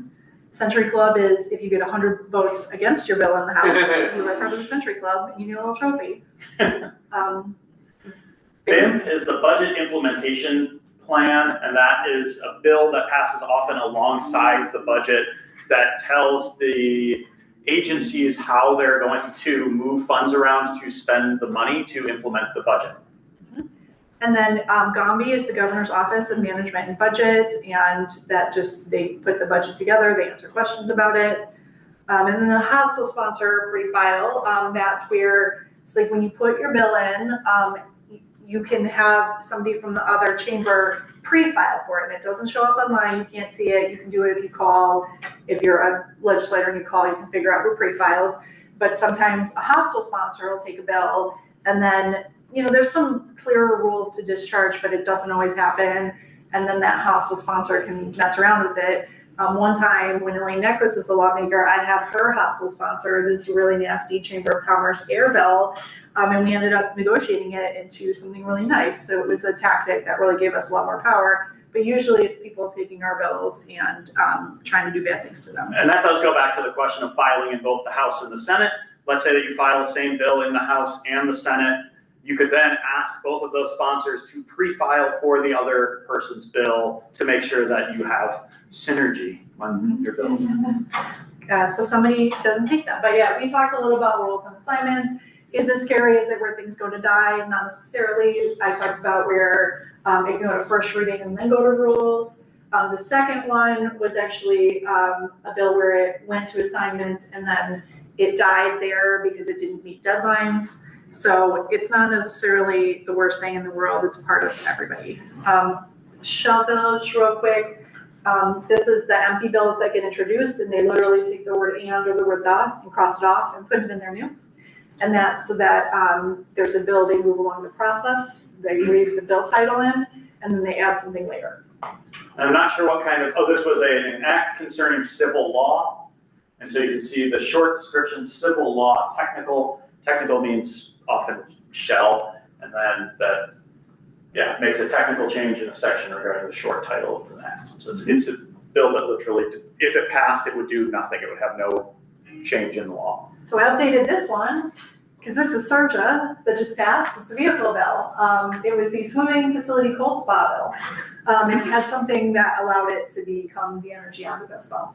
And so you can see from this one, it was a bill that actually, it actually moved along the process in the Senate. It was introduced, it passed the Senate as a swimming facility cold spa bill and got over to the House, and then it didn't move anymore. Maybe the negotiations were done, maybe they moved a House one and they just had a spare, but it got taken up and then was moved in the House and then moved in concurrence in the Senate. So that is a vehicle bill. Okay, I'm gonna run through this section in like 8 minutes, is making your voice heard, lobbying and advocacy. And this is where we get to my hot take on witness slips. So what is a witness slip? It indicates organizational support or opposition to a bill. When we, before it was available online, we used to get these carbon copy papers that you would fill out and I would hand to the staff member and they would read the list, which obviously was maybe a lot less than what might happen today.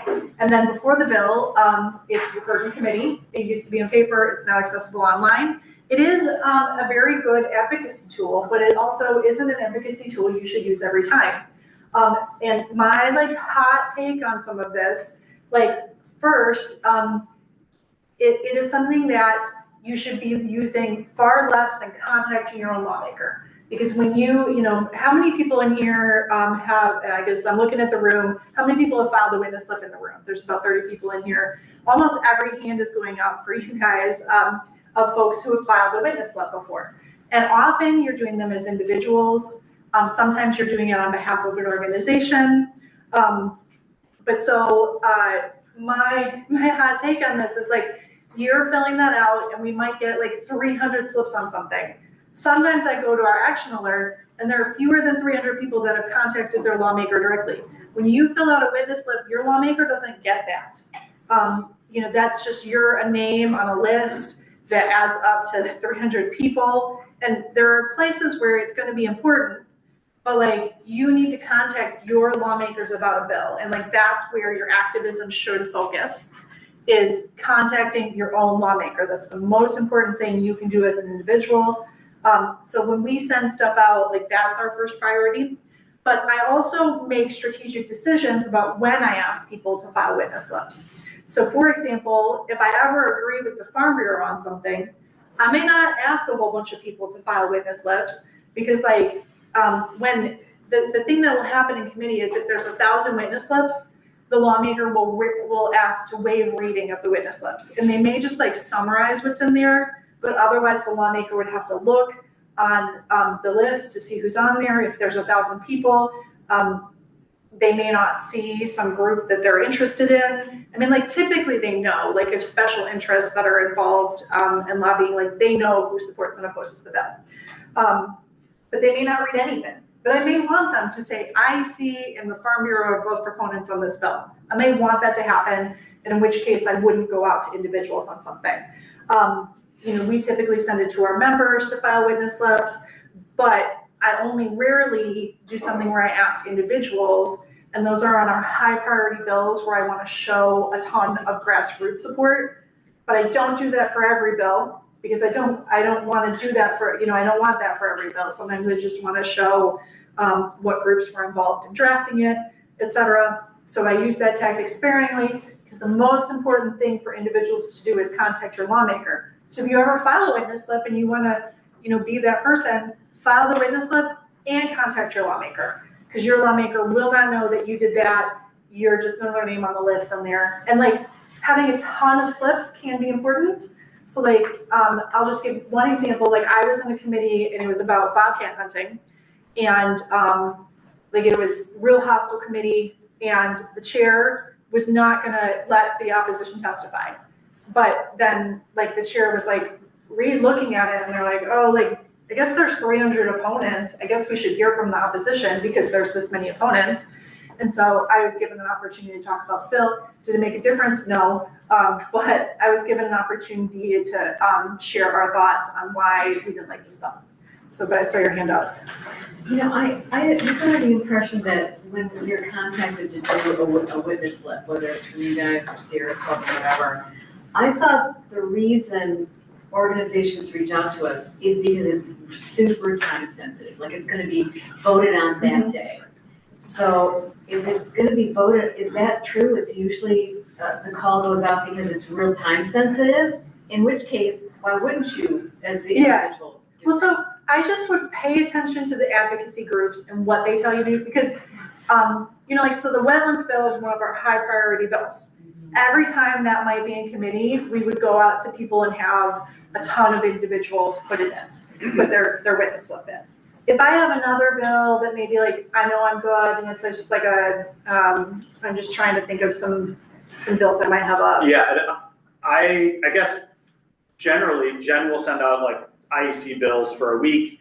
I will look at them, and like, there are some that I'm involved in, there's some that I'm not involved in, there are some that I want to be supportive of Jen. There's sometimes where I'm like, I don't even know anything about this enough that, like, if I put my name on it and somebody said, Dave, you supported that bill, I'd be like, I'd slowly back out of the room.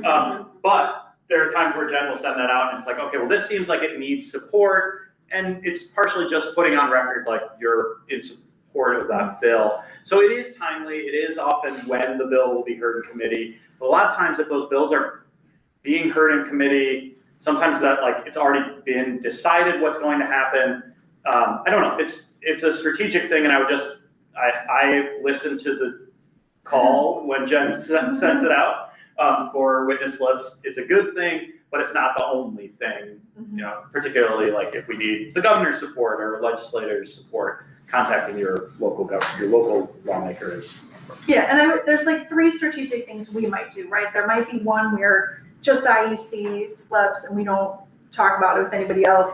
There might be one where we send it to our organizational members because we want a few organizations to slip. And there might be ones where we ask individuals. And sometimes that can be like, this is coming up in 2 hours and we need to let lawmakers know that people are paying attention. We need 1,000 slips. Some of them might be like a high priority bill that we want to show a lot of grassroots support on, but I don't do that on every bill. I do that sparingly because it's meaningful, and I want to show like this many people. So we would go to social media, we would send it to our email list if we really need individuals to do it. But like that, I do the fewest amount of times. And so, you know, what individuals can do to be helpful there is like listen to where we're directing the energy. So if I'm directing the energy towards an action alert and contacting your lawmaker, contact your lawmaker. If I'm directing the energy towards that witness slip, it means it's important to do this right now because we need people to pay attention to it. And so Jennifer was asking a question in the comment. Can you say more about what it means to have the Farm Bureau sign a witness slip in opposition? How does that change the strategy? So sometimes I may not go to anybody else because like the Farm Bureau and IEC don't agree very much. And so like say there's a pipeline eminent domain bill and I know the Farm Bureau and I agree, I may not ask individuals and I may not ask other organizations because I want to highlight that the proponents include IEC and the Farm Bureau. So when the lawmakers that care about both of us are voting, they're like, oh, like there's this unique and interesting partnership. And, you know, I do want lawmakers to see like I've taken opponents off and there's like not really anybody opposed. And so like that's one of the things that I might want to show when I'm in committee. So that is my hot take on witness slip strategy, which is basically just listen to me, but just listen to the advocacy groups that are telling you things.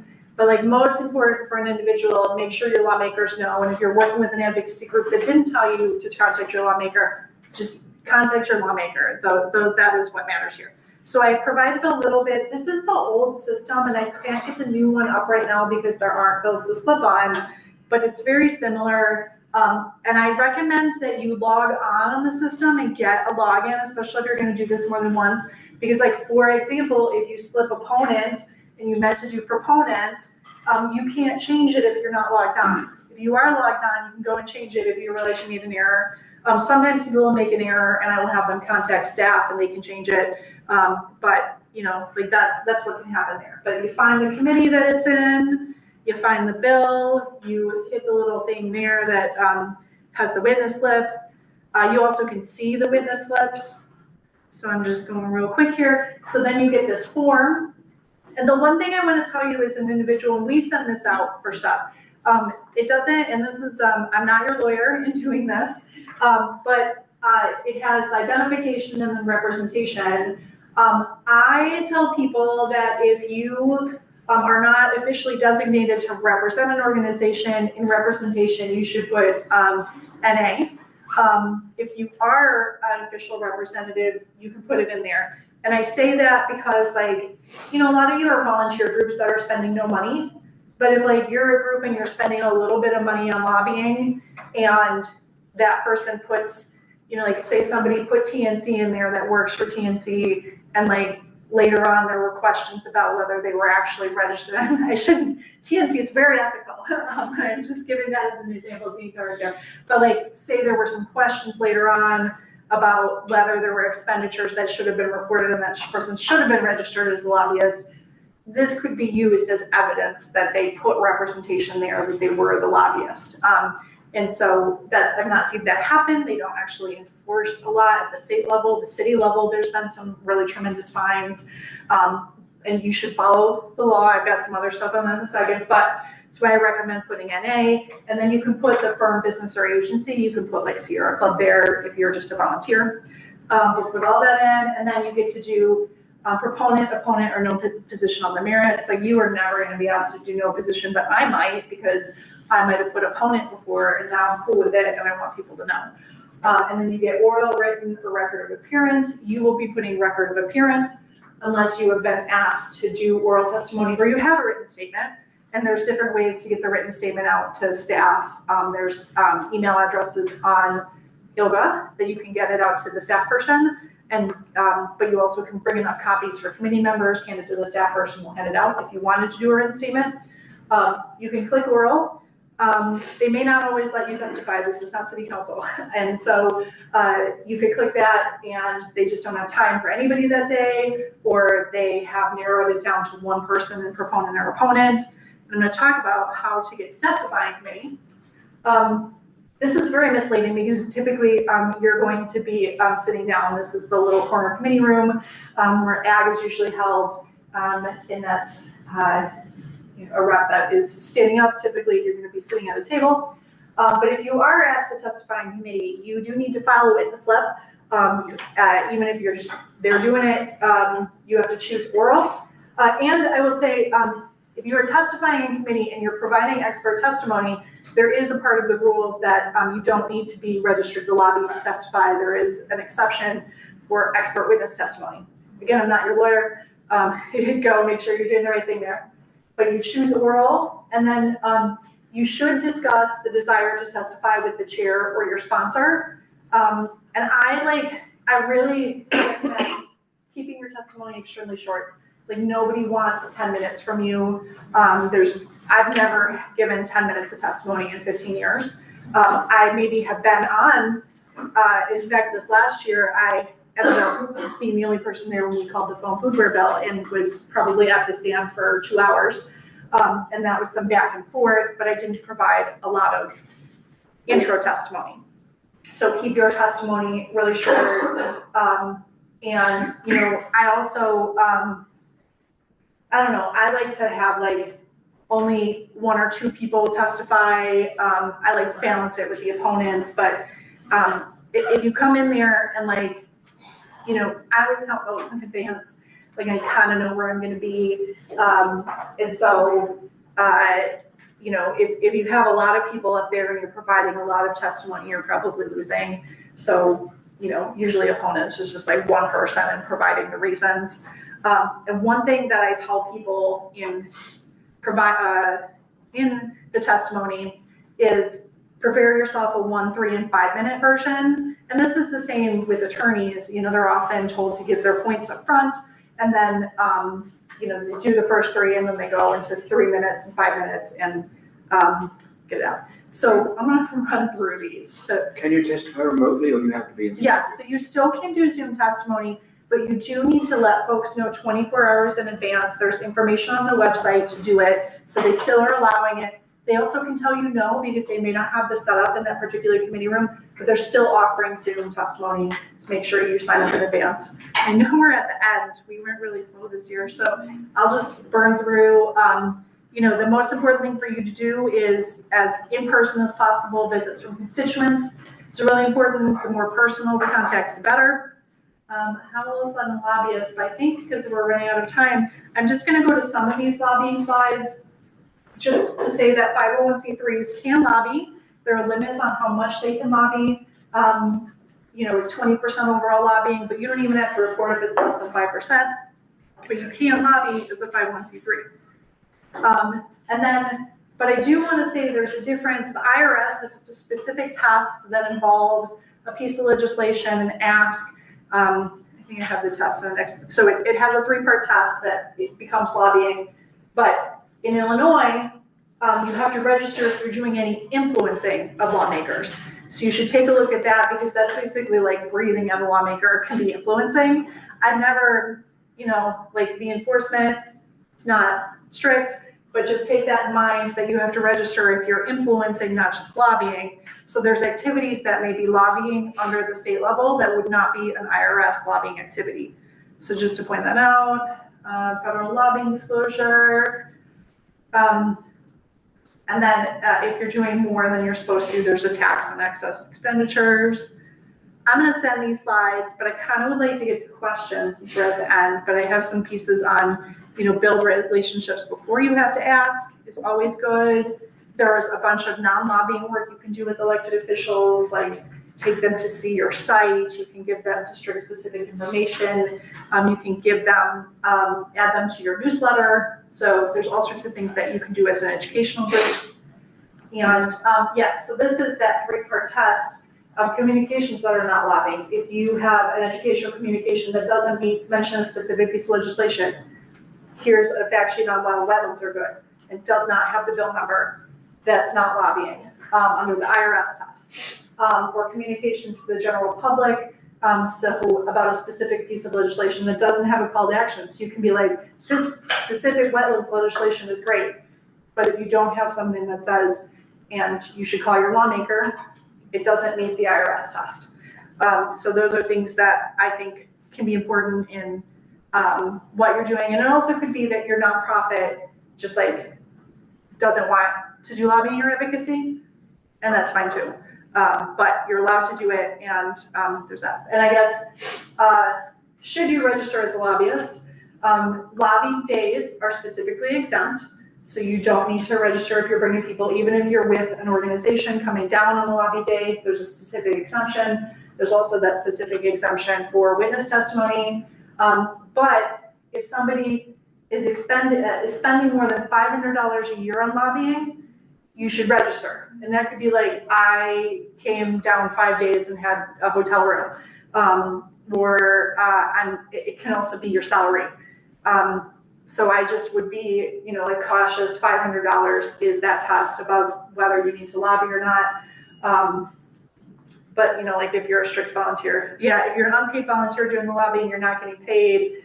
If you're giving a lawmaker something, even as an unpaid volunteer, like if you gave a lawmaker something worth $500 over time, probably would, even if you're an unpaid volunteer, because that's what it's expending that, and you are engaged in influencing, even if you're unpaid. So, but that would be like.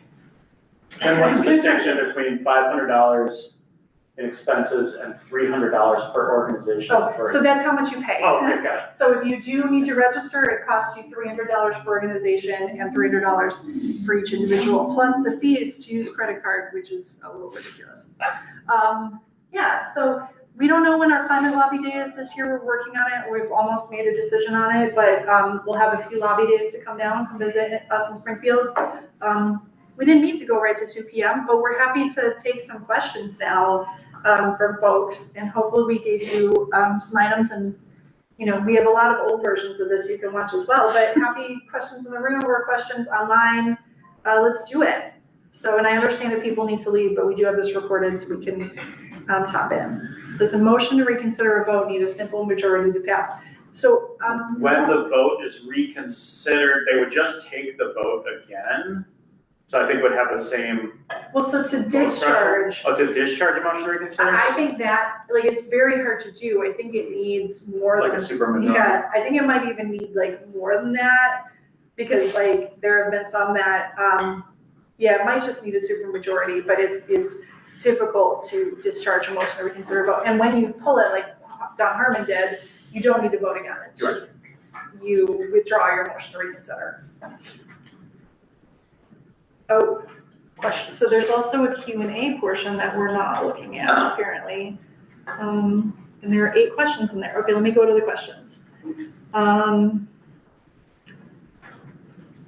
Okay, yes, this is gonna be a tough year to get bill passed because March 17th is the primary. And also, there's just all that stuff from the federal government about possibly cutting like TANF and other stuff. So I'm really glad we did those bills last year. It's always okay to put a bill forward, but it's just like how much motion do you expend on trying to get it to actually move is the question.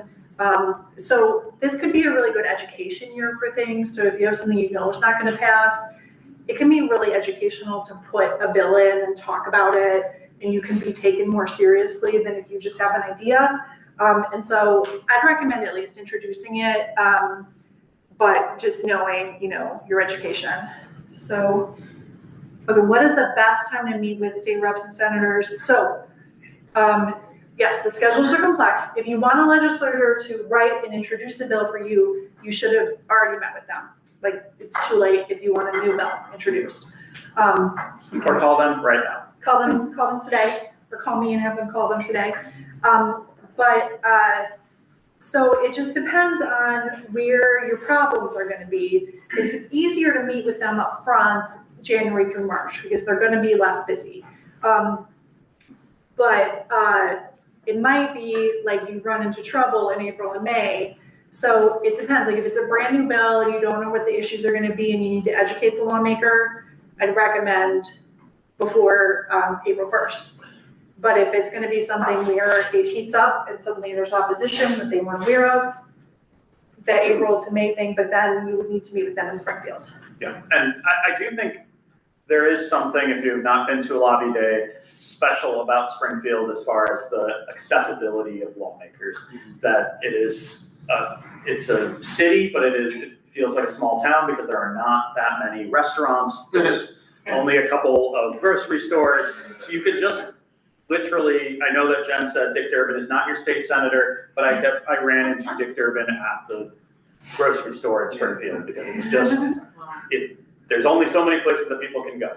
But there's also in the Capitol, it's very accessible. And I think particularly early in session, I know that we don't have a lobby day scheduled, but I don't know, going down early in session when there's not a lot going on, it's very easy to just bump into people and have those conversations. Last year we did, during Lame Duck on the last day, we did a little climate lobby day, and I think it was our most successful one in terms of meetings because they had nothing to do and they had to stay there. So the committees how are committees formed? Do we know who is in these committees? So legislators get to select their committees every 2 years, so they would have selected them last year right before session. The committees that were last year are probably the same as this year. There may be some changes based on new lawmakers, but they're probably gonna be the same. And then is writing a letter to your legislator asking you to vote no. So grassroots contact of a lawmaker is not lobbying or influencing under the law. You would have to like give them something of value, like, I don't know, like you buy your legislators a $500 award or something, then you might be crossing the threshold if you're also doing those grassroots activities. But if you're generally grassroots, unpaid, it's when you start to involve money and paying for expenditures that you end up with an issue. Do you have a question? So yeah, just say things of value. Yes. If you had like a list of say supporters or something, or you did canvassing, and you provided them that list, that is something of value that you can't give them, if that makes sense. Yeah, so it's over $500 is your threshold. But I don't know that a list of supporters would necessarily, If you paid for the list. oh, if you paid for the list. If it added value. Yeah, it's just they would have to have some value. And like, do my cookies have value? I don't think so. So, One more question in the room? But many of us give campaign contributions. That's to- separate, That is separate, yeah, okay. as long as it's not coming from your organization. these expenditures are like, I took a lawmaker to dinner and I paid for it. Gotcha. I took a lawmaker to the Bills game. Or like inviting to an event where you're paying for food or That's something kind like of what that. I thought. Yeah, I yeah. just wanted to clarify. So, and you have to hit that $500. It's not like, here's my beautiful folder full of fact sheets. What is the value of that? That does not count. You can always call the Secretary of State to ask if you have questions. Like I said, those of you like on the smaller edge, like, you know, what they're looking at are the gross disappointed. So, oh, and yes, skip this stuff on polystyrene foam foodware. We're gonna try to do this here and feel very good about. Let me see, okay. LRB works on whatever is sent to them. They don't get to choose. Only lobbyists or lawmakers can put them in. Okay. As an employee of a conservation organization, can I write your legislator on my social media? And should I not post write your legislator on official social media? That is fine. That is grassroots lobbying. You can't put campaign stuff if you're at 501c3, do not put like vote for Dick Durbin on your campaign stuff for many reasons, but like because he's not running. But don't put that on there. But you can't do that if you're a 501c3. But you can be, as a conservation organization, you can put vote for SB 1531 ban foam foodware. That is fine, and that is grassroots. If you're spending more than 5% of your organization's resource on like doing that sort of thing, like say you did paid ads or something, you would need less than 5%. You would need to take an H election, like you just put that on your 990s, and then up to 20%, you need to report. So, you know, you can do it. You can tell people to write their legislators on social media, on your social media, on your organization's social media. That's totally okay. Highly recommended. Yeah, I think I have answered all the questions that are here. We like to provide resources, though. I know we went over, but any last pieces? Next time we'll have the time at Eric. How many people are at LRB? How many? People work for LRB? No, I don't Not know. enough. Yeah. It's not right. Yeah. Yeah, I don't know. I don't want to guess either because I'm How many really over or drafters under. how many drafters have I had leave LRB because they were writing my bills? I don't know. Yeah, but it is, I don't know. It's a good I question, did but they're have- all registered attorneys and it's actually a bipartisan process that chooses the director of LRB because they draft for both Republicans and Democrats. They could be writing the same bill and the bill to repeal that bill at the same time. And there's a confidentiality between that attorney and the person requesting. So if Jen went in and said, I want to draft X bill, and I go call the same, I could, see the same person and say, did anyone ask you to write this? They would say, can't tell you that. Yeah. Even a lawmaker can't go and be like, give me all the bills that were written under my name. So like I might put a lawmaker's name in, they can't ask for those because I have attorney-client privilege with the drafter. So yeah, so that is how much they do. But the current Jim Stivers is the current LRB head, and he used to write the environment bills back in the day. So he knows this stuff well. Yeah, go ahead. You mentioned something about putting something through and it functions as education. How often do you do that, or do you ever explicitly, consciously do that? Mm-hmm. Yeah, like I know I put a lot of bills and I know are never going to pass. But it might be we're working with a group and that's a strategy because. So like I have some pesticide ban bills that I'll put in, right? And like those are really hard to get done, but I might want to talk about why neonicotinoids should not be used in any grain coatings and like why, and I might have a fact sheet on it, and the lawmaker will pay more attention to it. And it also could give lawmakers, like, sometimes lawmakers will hear from a lot of constituents about an issue that maybe just isn't where it needs to be yet, and so they may want to co-sponsor it to show their constituents they support.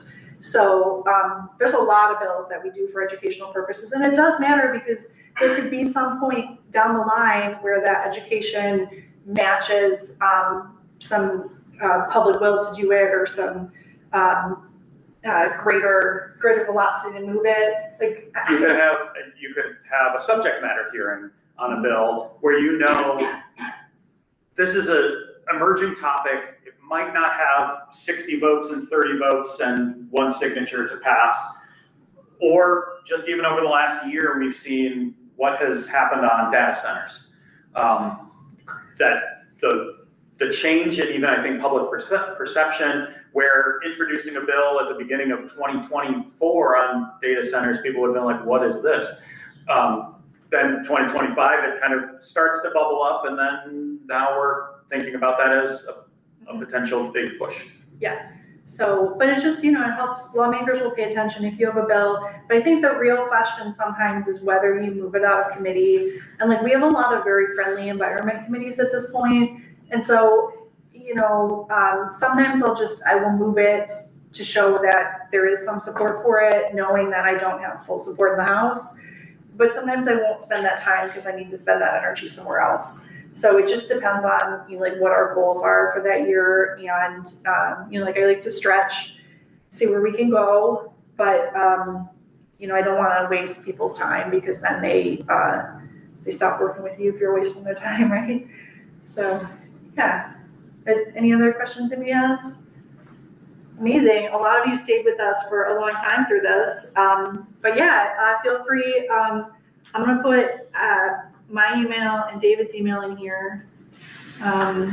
David, you're D. McEllis, right? Yes. And ask us specific questions. Yeah, thank you so much for coming, and thank you for joining. We'll see you next year for the 11th. 11th annual? Yeah.